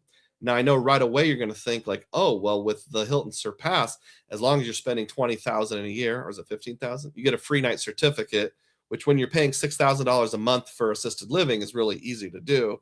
But the thing is, the only way to book Hilton properties is to call in, and then you have to say, I'm going to use this for someone else. And there's always the fear that the receptionist is going to be a dork when you get there. And whether it's true or not, deny you the right to stay. I did have a kind of sort of problem with that once. I ended up resolving it twice, actually. I've come close to getting rejected for a hotel stay because it was booked with someone else's free night certificate. But with that in mind, would it be worth paying the annual fee of $150, and then you can also use $50 to go buy Hot Pockets at a Hampton Inn or something like that? So that video is kind of outdated. There could come a time in the future where they're fully onto Medicaid and we've got sort of like an automatic payment thing. I might be able to go back to paying with a credit card, but right now my lawyer has advised me while everything's pending, just write checks for everything, because you don't want the powers that be to ask questions you don't want them to ask. Even if we know it's on the up and up, proving that it's a reimbursement for a credit card is kind of hard to do. That's the advice I've been given, and I really don't want to deal with it, so I'm sticking with that advice. Number 17, best YouTubers of the past. Have you ever run across a YouTube channel or a podcast that you really like, and then one day they just disappear into the ethos? Sometimes with a rationale given, sometimes without a rationale given. This is the only one where I'm going to give some examples. This is a YouTube channel called Pursuing Points, and before he had a YouTube channel, it was a podcast, and this is the very first Points and Miles podcast I ever got into, even before Frequent Miler. I didn't understand a lot of it. Had a really catchy intro theme and like a narrator that said, "Welcome to the Pursuing Points podcast with your host, Peter Foci." And it was a guy who traveled for work a lot, and I remember he was really into Delta and really into the Chase Sapphire Reserve and some other stuff. And then when COVID came along, he changed jobs, and he's like, I got a new job. I'm still employed. I'm not going to travel for work as much. And he was like, I'm going to do some videos about shifting my strategy. Started a YouTube channel. About 6 months later, he made like, I don't know, 5 or 6 videos. And then one day they just stopped. No explanation. And that was like 4 years ago. So if you're out there, if you're watching this, Peter Focci, please give us an explanation. Waller's Wallet. I bet a lot of you remember Waller's Wallet. Shoot, he got up to 22,000 subscribers, 509 videos. Now, he did explain in one of his videos, although he didn't make like a standalone video, that he's going to be cutting back on YouTube. But apparently cutting back ended up being something like just stopping entirely. He and his wife were both pharmacists, was my memory. And I think they had a second child. And because her job was better than his, he decided to be like a stay-at-home dad. And I think that came into it. But then maybe that's when he was doing YouTube visits, but then he went back to work in the world of pharmacy. Something along those lines. I see Luke put a comment about that on here. Waller's Wallet quit with 25,000 subs because his cat died. I remember that being mentioned also. And is that a serious thing? Somebody said it before I even said it. Yeah, so Waller's Wallet's sort of like the big one. There was a channel called Travel Cards. Only had 8 videos, only had 608 subscribers. But if you want to look it up, I didn't have a link, but just search for it. That's what it looks like. This guy made the best video I have ever seen. I mean that seriously, the best video ever about credit card arbitrage. So like using Flying Blue Miles to book Delta, using Avianca to book whatever you use Avianca to book, using British to book American, using Aeroplan to book Lufthansa, that kind of stuff, and how that works. And he made like a Venn diagram with overlapping things. Then he merged that concept into like promiscuous points. Hey, you can earn Aeroplan in these 3 things, then combine them, then use to book Lufthansa. So something that can take someone from like rookie entry level status to like the middle level of understanding very quickly. And I even put a comment on that video. It was like, how does one appear on the scene, make the best ever credit card arbitrage video, and then just completely disappear? Please come back. And he did answer my comment. He said something like, the algorithm hasn't been kind to me lately. Plus, I've just been really busy in my personal life, or something like that. And then the fourth one is a little bit of a qualification. Jake Bro, who now has 690,000 subscribers. But back when I followed him, he had like 2,000 subscribers. He used to be a credit card YouTuber. But then when the war in Ukraine started, he did like one video about the war in Ukraine, and it did pretty well. And then he did another one, and then it just completely caught fire. So he's like, I'll be honest with you guys, I make so much more money on these Ukraine videos than I do on credit cards. So I'm shifting my channel. And the content's still out there. His old credit card stuff is still out there. I just thought he was a very sensible voice, a lot closer to my style of like the net zero, don't fall into luxury trap. But obviously, if he went from 2,000 subscribers to 690,000 subscribers in 4 years, he's doing something right. He does it full time now. So I can't blame him. Former military guy. He was a missileer in the Air Force. I could have put Stan the Credit Frog on there too, but that one is so recent, it's like an open wound. But good thought, Ian. QC man, sorry to hear about your parents. Hey, I appreciate your comments. Thank you. LN is here and drops the $1.49 super sticker. Celebrate. I think we all know what that gets you. That gets you 1,000 free Dugroz points. How many are you up to now, LN? I've got them for you right here in this lantern. Oh, there you go. There's your 1,000 Dugroz points. Travel Fan says a great video would be an analysis of the programs that allow for inheritance of points from passing parents. Tell you what, after my parents have passed away, I'll give strong consideration to making that video. I don't want to do anything right now that could imply I'm gaming the system for lots of legal reasons. Frankly, I've just completely given up on earning any points on my parents' income. It's all direct debit. It's all debit card. It's all checks right now based on my parents' or my lawyer's advice, because he's like, the government could confiscate those points. They probably wouldn't, but at a bare minimum, it would cause them to ask lots of questions that you don't want them asking. QC Man didn't know the cat's death reason. Waller, if you're on board, say something. Taipei says to QC Man, I did not get the 5% gas, but I got $250 with $500 spend, which took me 5 minutes to achieve after getting the card. Awesome. Ron is also mourning Stan the Credit Frog. Good news. He still exists. He's a member of this channel. Hi, Stan. Are you watching? Luke says, yeah, Waller was a pharmacist. He had a tough time with COVID. Sometimes something like lots of rough things. I mean, all the things with my parents' health going downhill, for me, that all happened right in the middle of COVID. So I could imagine maybe the death of the cat thing was more like the final straw. CJ, though he still hangs out in the comments sometime, that's who I was trying to think of. Like, man, there's one of us who's like come to the creator meetups and I've met him in person. I can't remember his name. What's his name? CJ. CJ what? CJ something. Somebody can help me out. LN says, I hope Stan comes back one of these days. I always appreciate his insights on the credit card game. It's not on today's list, but if I ever do a part 3 of videos I never made, one of them on the list is like, is it more fun to do points and miles as a fan or a content creator with special guest Stan? So I want to make that video someday. Calder said you should definitely make 17 into a video. Best YouTubers of the past. Awesome. QC Man says, I remember Jake Bro. He was active duty military, so he had a lot of cards for free that he can't anymore, so not sure how the channel would go. Yep. Ellen wants to know how you check your Dugroz points balance. You have to go into the Bennigan's on Merle Hay Road in Des Moines, Iowa. Ask for Dugroz on a Thursday between 2:30 and 2:45 p.m., and there's a way. Bill says +1 on missing Stan. Absolutely. He's still around. He's just not making content. QC Man says, Josh Butler had one comeback video that went dark again. I remember that comeback video. It's a picture of him holding a credit card, and it's like, you know, the comically large credit card. He told me in New Orleans that he started a secondary channel about video gaming. He's also a stay-at-home dad, or at least was as of a year ago.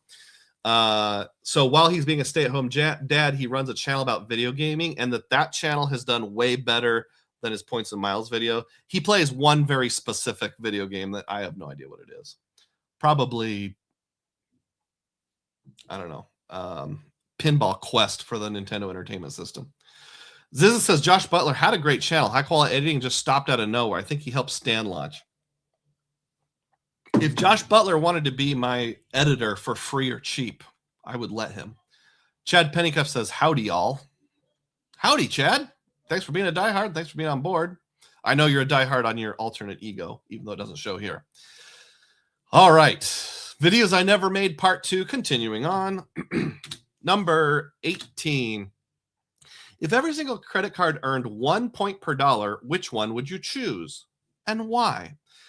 I swear I came up with this before somebody asked the question on the Stack Your Points podcast, but I do know they talked about it.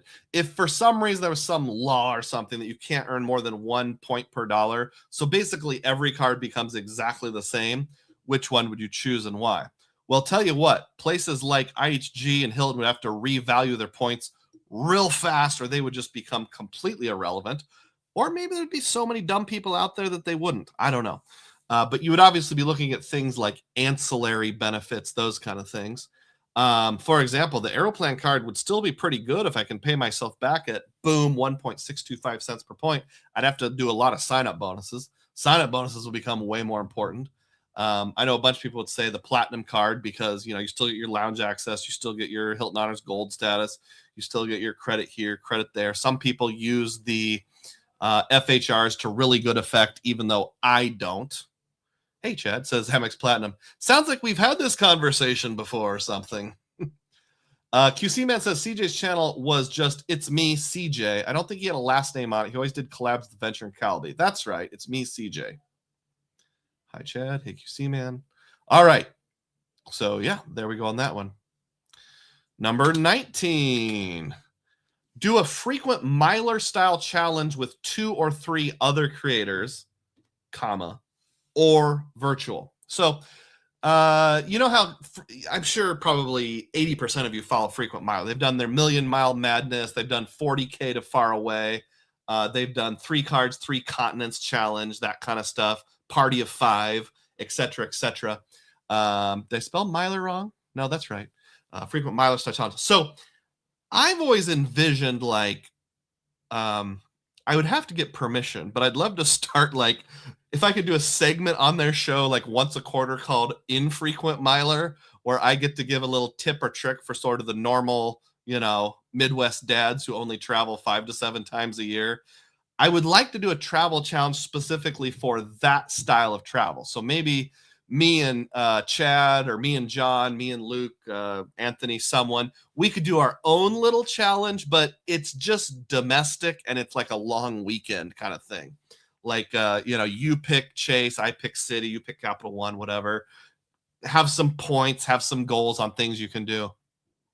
That would be a little hard to do. So if we can't actually do it, we could do a virtual version where you have to prove that you actually made the booking using your points, but do it all with refundable stuff and say, hey, look, I booked this hotel, I booked this airline. I'm not really going to take the trip. And then once the challenge is done, just cancel, get all your points back.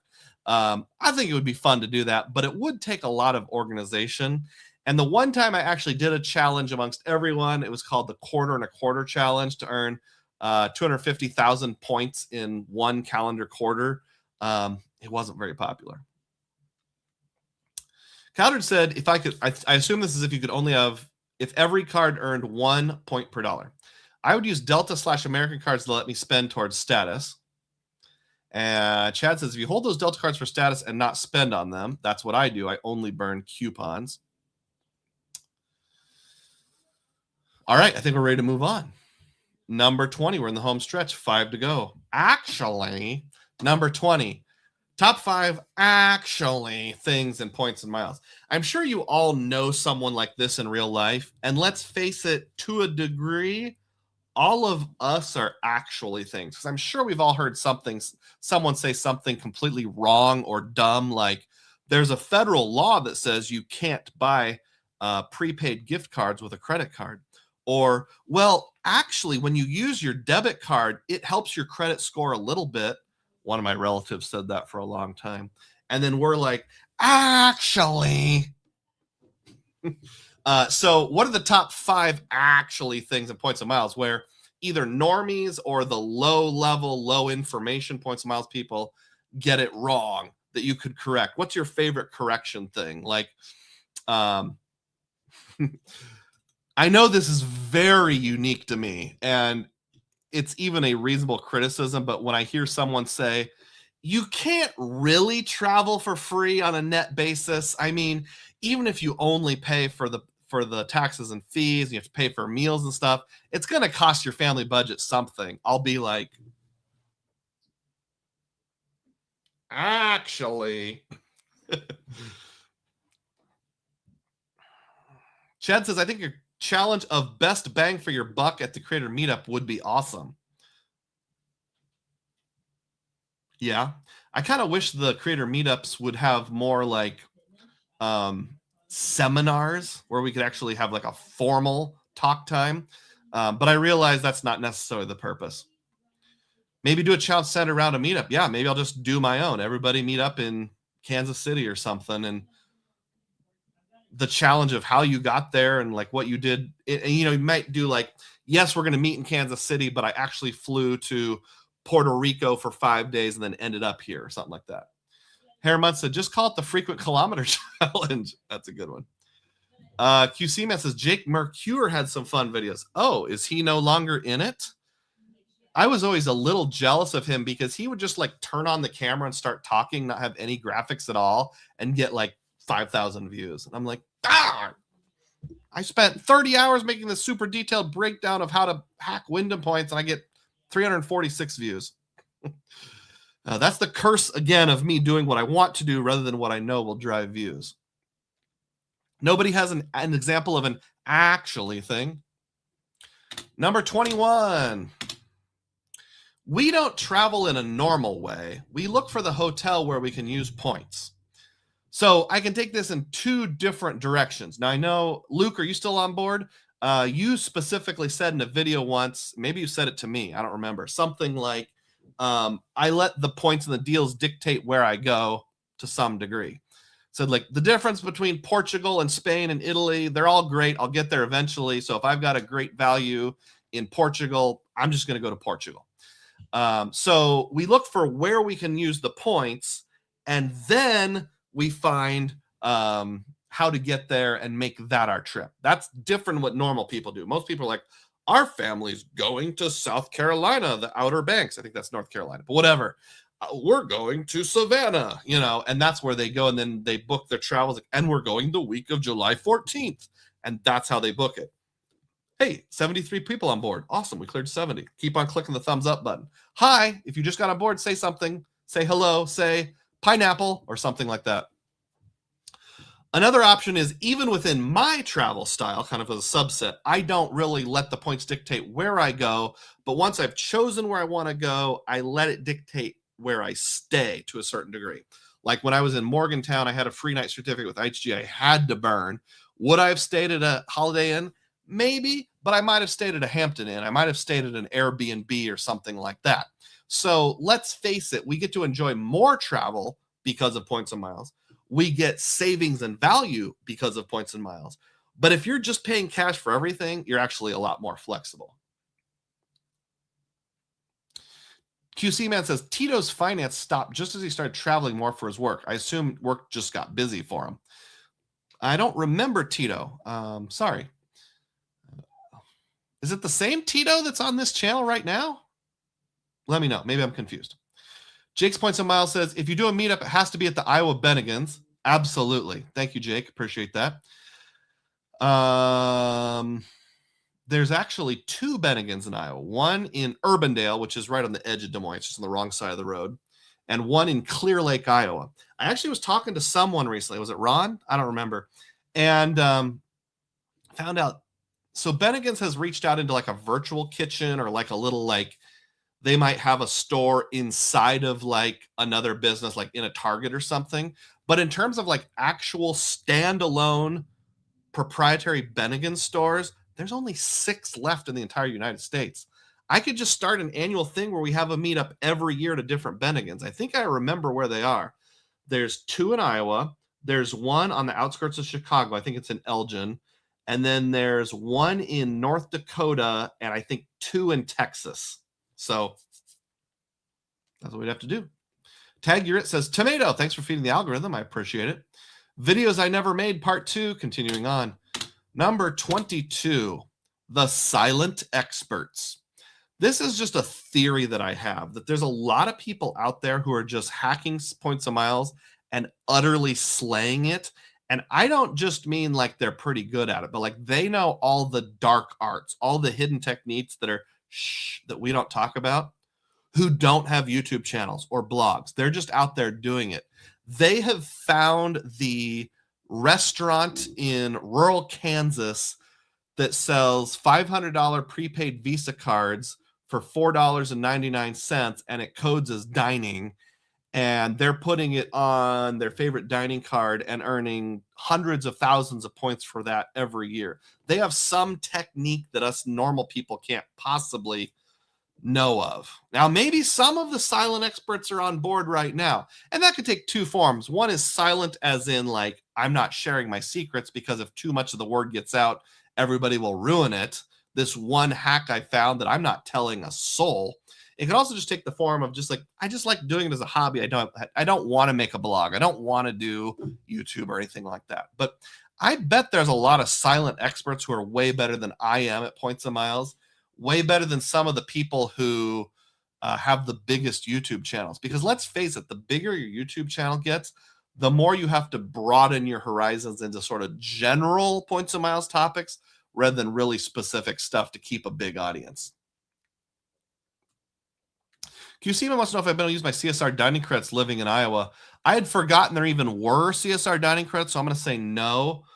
I don't think there are any CSR dining restaurants in the entire Des Moines, Iowa. Herr says, ananas. I don't know what that means. Maybe that's German or Spanish or something for pineapple. Love Points and Miles likes pineapple. DEM says, zip. Silent expert right there. Is the pineapple upside down?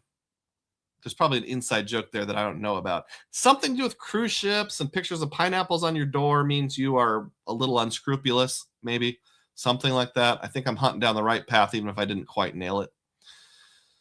All right.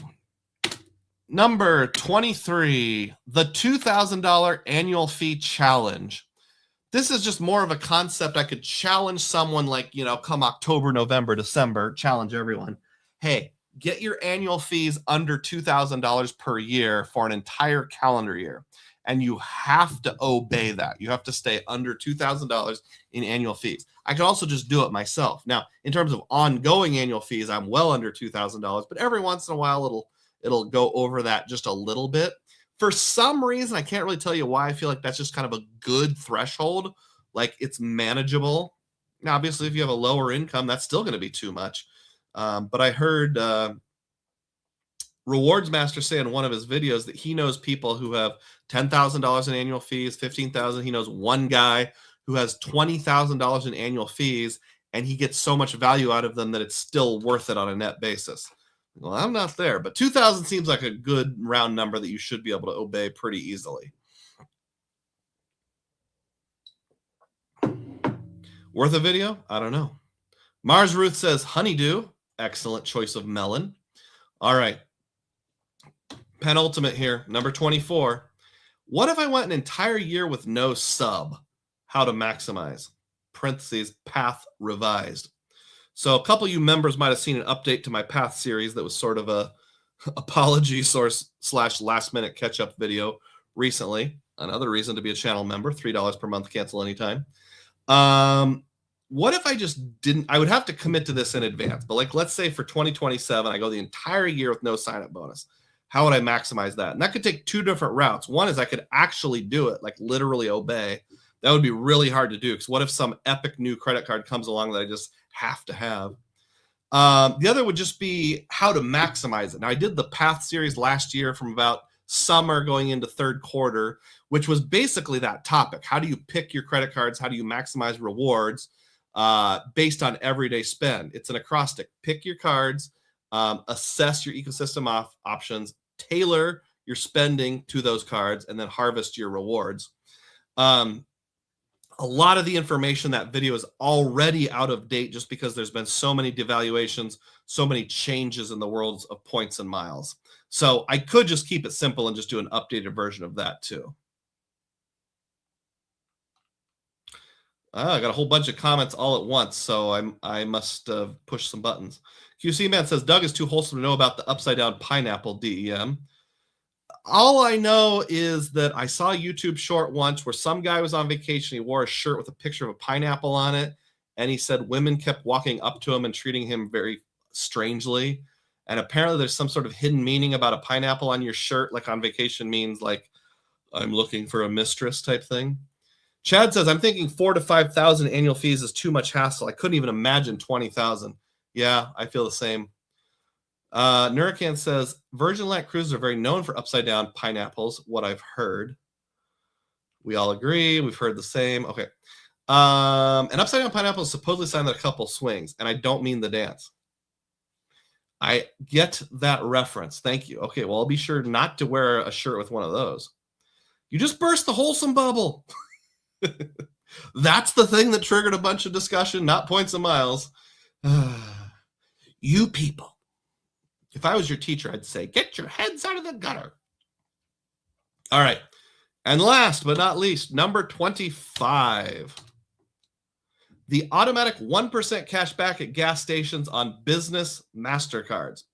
Now, just to clarify, this is not points earning or cashback earnings on the card itself.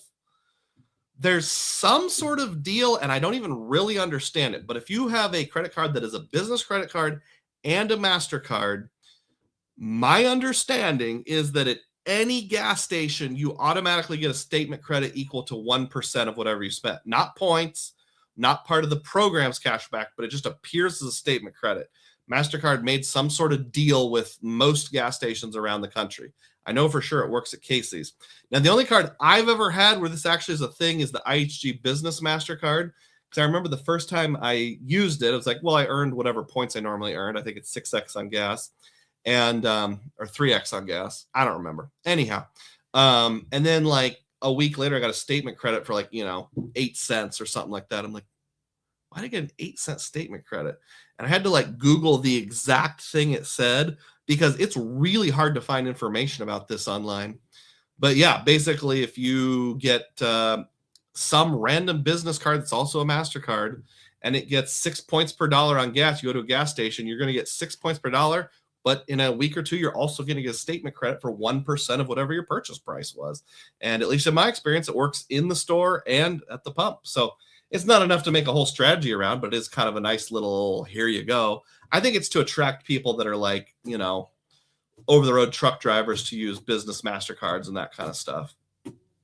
Whatever. I'm sure they crunched the numbers and decided like the number of people who go in debt make it very worth offering this if we can bring in some over the road owner operators who are going to, use it regularly. Even if only 10% of them go in debt, it's totally worth it to us. I believe the American Airlines business card is also a MasterCard, but don't quote me on that. Can you give me examples of other business credit cards that are MasterCards? Let me know if you can. QC Man thinks it would be an interesting video. Okay. And I do have one bonus topic that I didn't list here in the numbers. Bonus. Just pay cash. ... What cash? So I don't want to put anyone down because I know different people have different philosophies than I do. But I think the fact that it's never addressed does actually bother me some. And that's when people say things like,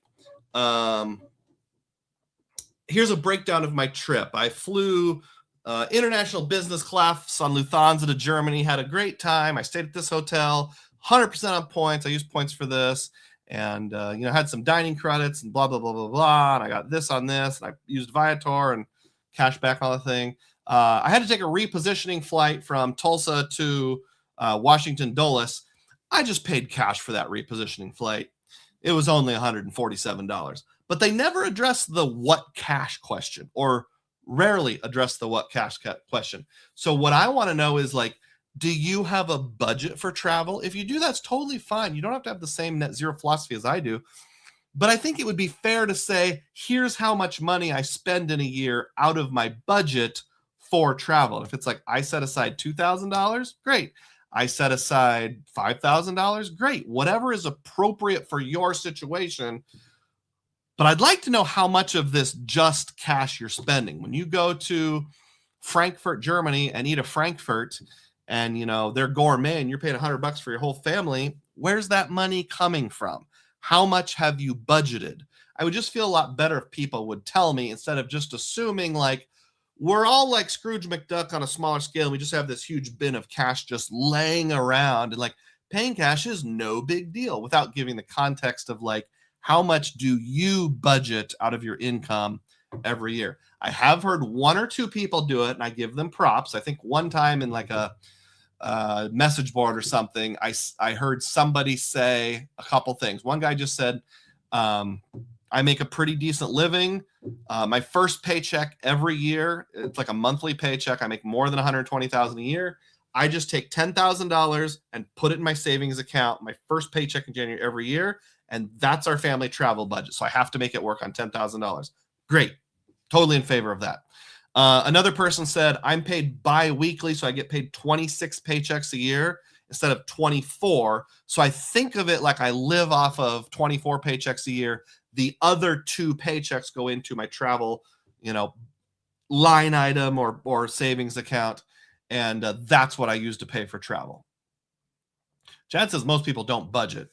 If somebody asks me, do I have a budget? That's a complicated question because I have developed a budget. I have figured out like my target for spending, but I don't track it carefully other than dining. That's the one I do track very carefully.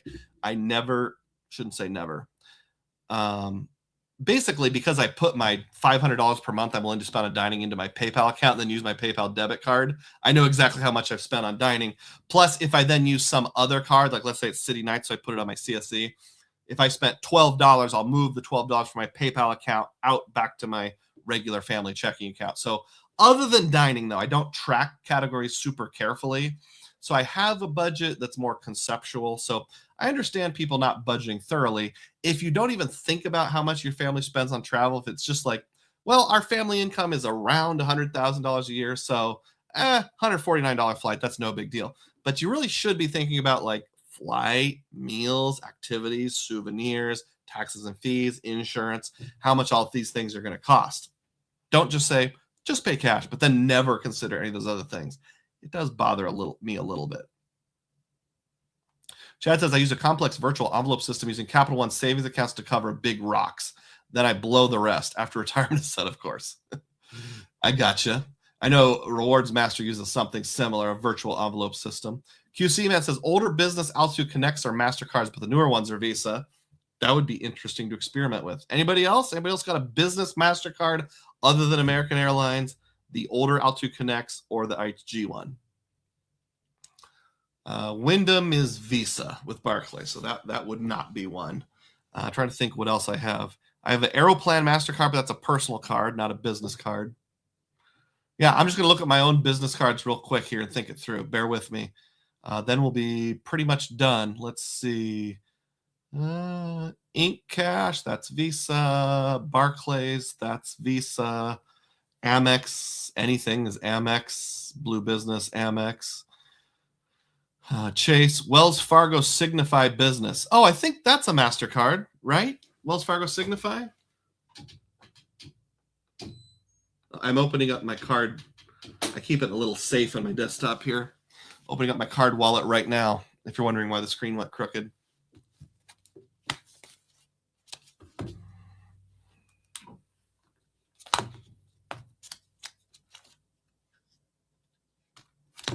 Yeah, that's a MasterCard. There it is right there. Wells Fargo Signify, the bottom two.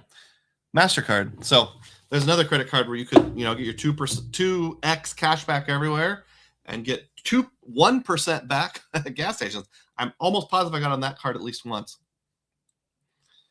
IHG Biz is McDonald's.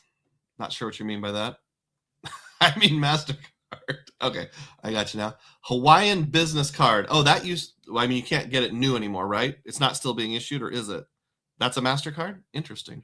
Okay, I am done with the theme of the day. Thank you to everybody who stuck on board. We're now going to transition into the community tab questions. So every Friday, usually somewhere between about 5 and 7 p.m. Central Time, doesn't have to be that exact time frame, I will put an image online, and you can guess where the picture is taken, and you can also ask me anything in the world of cashback, points, miles, whatever, within reason, and I'll answer it. So here is the picture from last night. There's me. There's a water tower that says something, can't quite read the first couple letters, IGLER. And I said, you can guess where this picture was taken. Bonus points if you know the occasion. There was only one person who guessed it in a legitimate, serious way, and that was Ron Byrne, who said, after a little surf sleuthing, this is Ziegler, Illinois, solar eclipse, April 8th, 2024. And you're right. That's exactly what it is. Ziegler, Illinois is in southern Illinois, a little town with a circle drive in the middle, and that's where I went to watch the solar eclipse. That was a fun time. Did any of you watch the live stream that day? There's only like 100 people that did, but maybe you're one of them. Ron also asked this question. Any tips for switching a Citi American Airlines card to a thank you point earning card? The only thing I have to add is what Mike Newland put in the comment section. Hey, Ron, from what I've heard, if you call up Citi, they should have a list of cards that they're willing to let you switch to from that card. I watched a video about it the other day that someone did. Calderd said, I don't know that anybody else needs to guess the location after Ron laid it out clearly. Ron said, I could be wrong, but nope, you're not wrong. Nailed it. I wonder, Ron, if you're still on board, did you find it by watching old videos or just by like doing a Google image search or something? Tia Rico said, worldwide. Herr Muntz is here and says, I have a U.S. Bank triple cash MasterCard. Oh, how'd you get that in MasterCard form? Because mine are Visas. Pretty sure. Yeah, right there. Don't show your personal information. U.S. Bank triple cash. It's kind of hard to see, but right there, business triple cash. I got to cover the numbers. Visa. So it's weird that yours is, they must think differently of you, I guess. Infatuous says, in 2024, I was using a Prime Visa as my only card. You've come a long way then, Infatuous. Way to go. Infinatuous. Good to have you on board. Don't think we've spoken before, so I'm glad to see you. Either that or you've changed your username and or logo. Hey, I just got a tip jar tip for $3 from Anonymous Tipper. Thank you, Anonymous Tipper. Celebrate. I appreciate that. All right. Other community tab questions. Let's see. Herr Muntz asks this. I know this place. You're standing 3 feet away from the keep off the grass sign. Haha. FYI, I applied for the Globe credit card when it came out and got it. Now my Aviator Silver card became a second Globe card. To my surprise, my A Advantage program has 8 Globe Admirals Club passes. Awesome. And 2 $100 splurge credits. Annual fees are $350 and $199, as well as the second Globe card has the old benefits the Aviator Silver had. Okay, so I just read about this last night. The Globe card is sort of like the mid-tier card from American Airlines, and it seems to be that most people feel like it's really not worth getting because the annual fee is too high to justify the minimal benefits. Either get the $99 card or go all the way up to the big $550 or whatever it is card. However, if you can get the old, I think it came over from Barclays, correct me if I'm wrong here, Mr. Muntz, if you can get the old annual fee of $199, get all the same benefits, get 4 Admirals Club passes, 2 splurge credits, which aren't as good as the CSA splurge credits, but you can use it on like American Airlines hotels, then that's pretty good. I probably should have signed up for an Aviator Silver when I had the chance. That's one I passed on, and now, to be honest with you, I'm kind of regretting it. So congrats, Way. You gotta, hopefully that's grandfathered forever. That's it. Just 2 main comments there on the community tab last night. Partially my fault because, again, I was going to a concert, left my laptop in the car. I did all my postings on my phone instead of my computer. So A, I wasn't prompt, and B, it was kind of a rush job. I apologize. All right, I'll go ahead and thank everybody who supported the channel here, and then we will wrap it up. So this is your last chance to make any comments or questions. Anonymous Tipper gave $3 in the tip jar. Thank you for doing that. Tom Graber donated 1 Dugroz Reports membership. John donated 1 Dugroz Reports membership. Stinky Monkey Baby donated $3.99.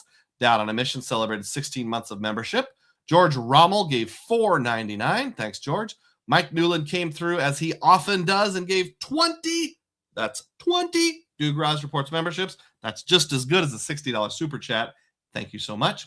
QC Man gave 1 Dugroz Reports membership. Travel Fan donated $1.49, and LN donated $1.49, both earning the coveted 1,000 Dugroz Points awards. Thank you so much to everybody who joined in today. If you're watching this after the fact, you can also talk about your favorite type of fruit similar to a pineapple or an alternative to pineapple in the comment section down below, just to feed the algorithm a little bit. Or if you have a story about a funny co-branded credit card, I'd love to hear it. Of these ideas I presented, which one was your favorite? Which one would you most like me to make an actual video on? And as always, may your spending be frugal and may your points be plenteous. Thanks.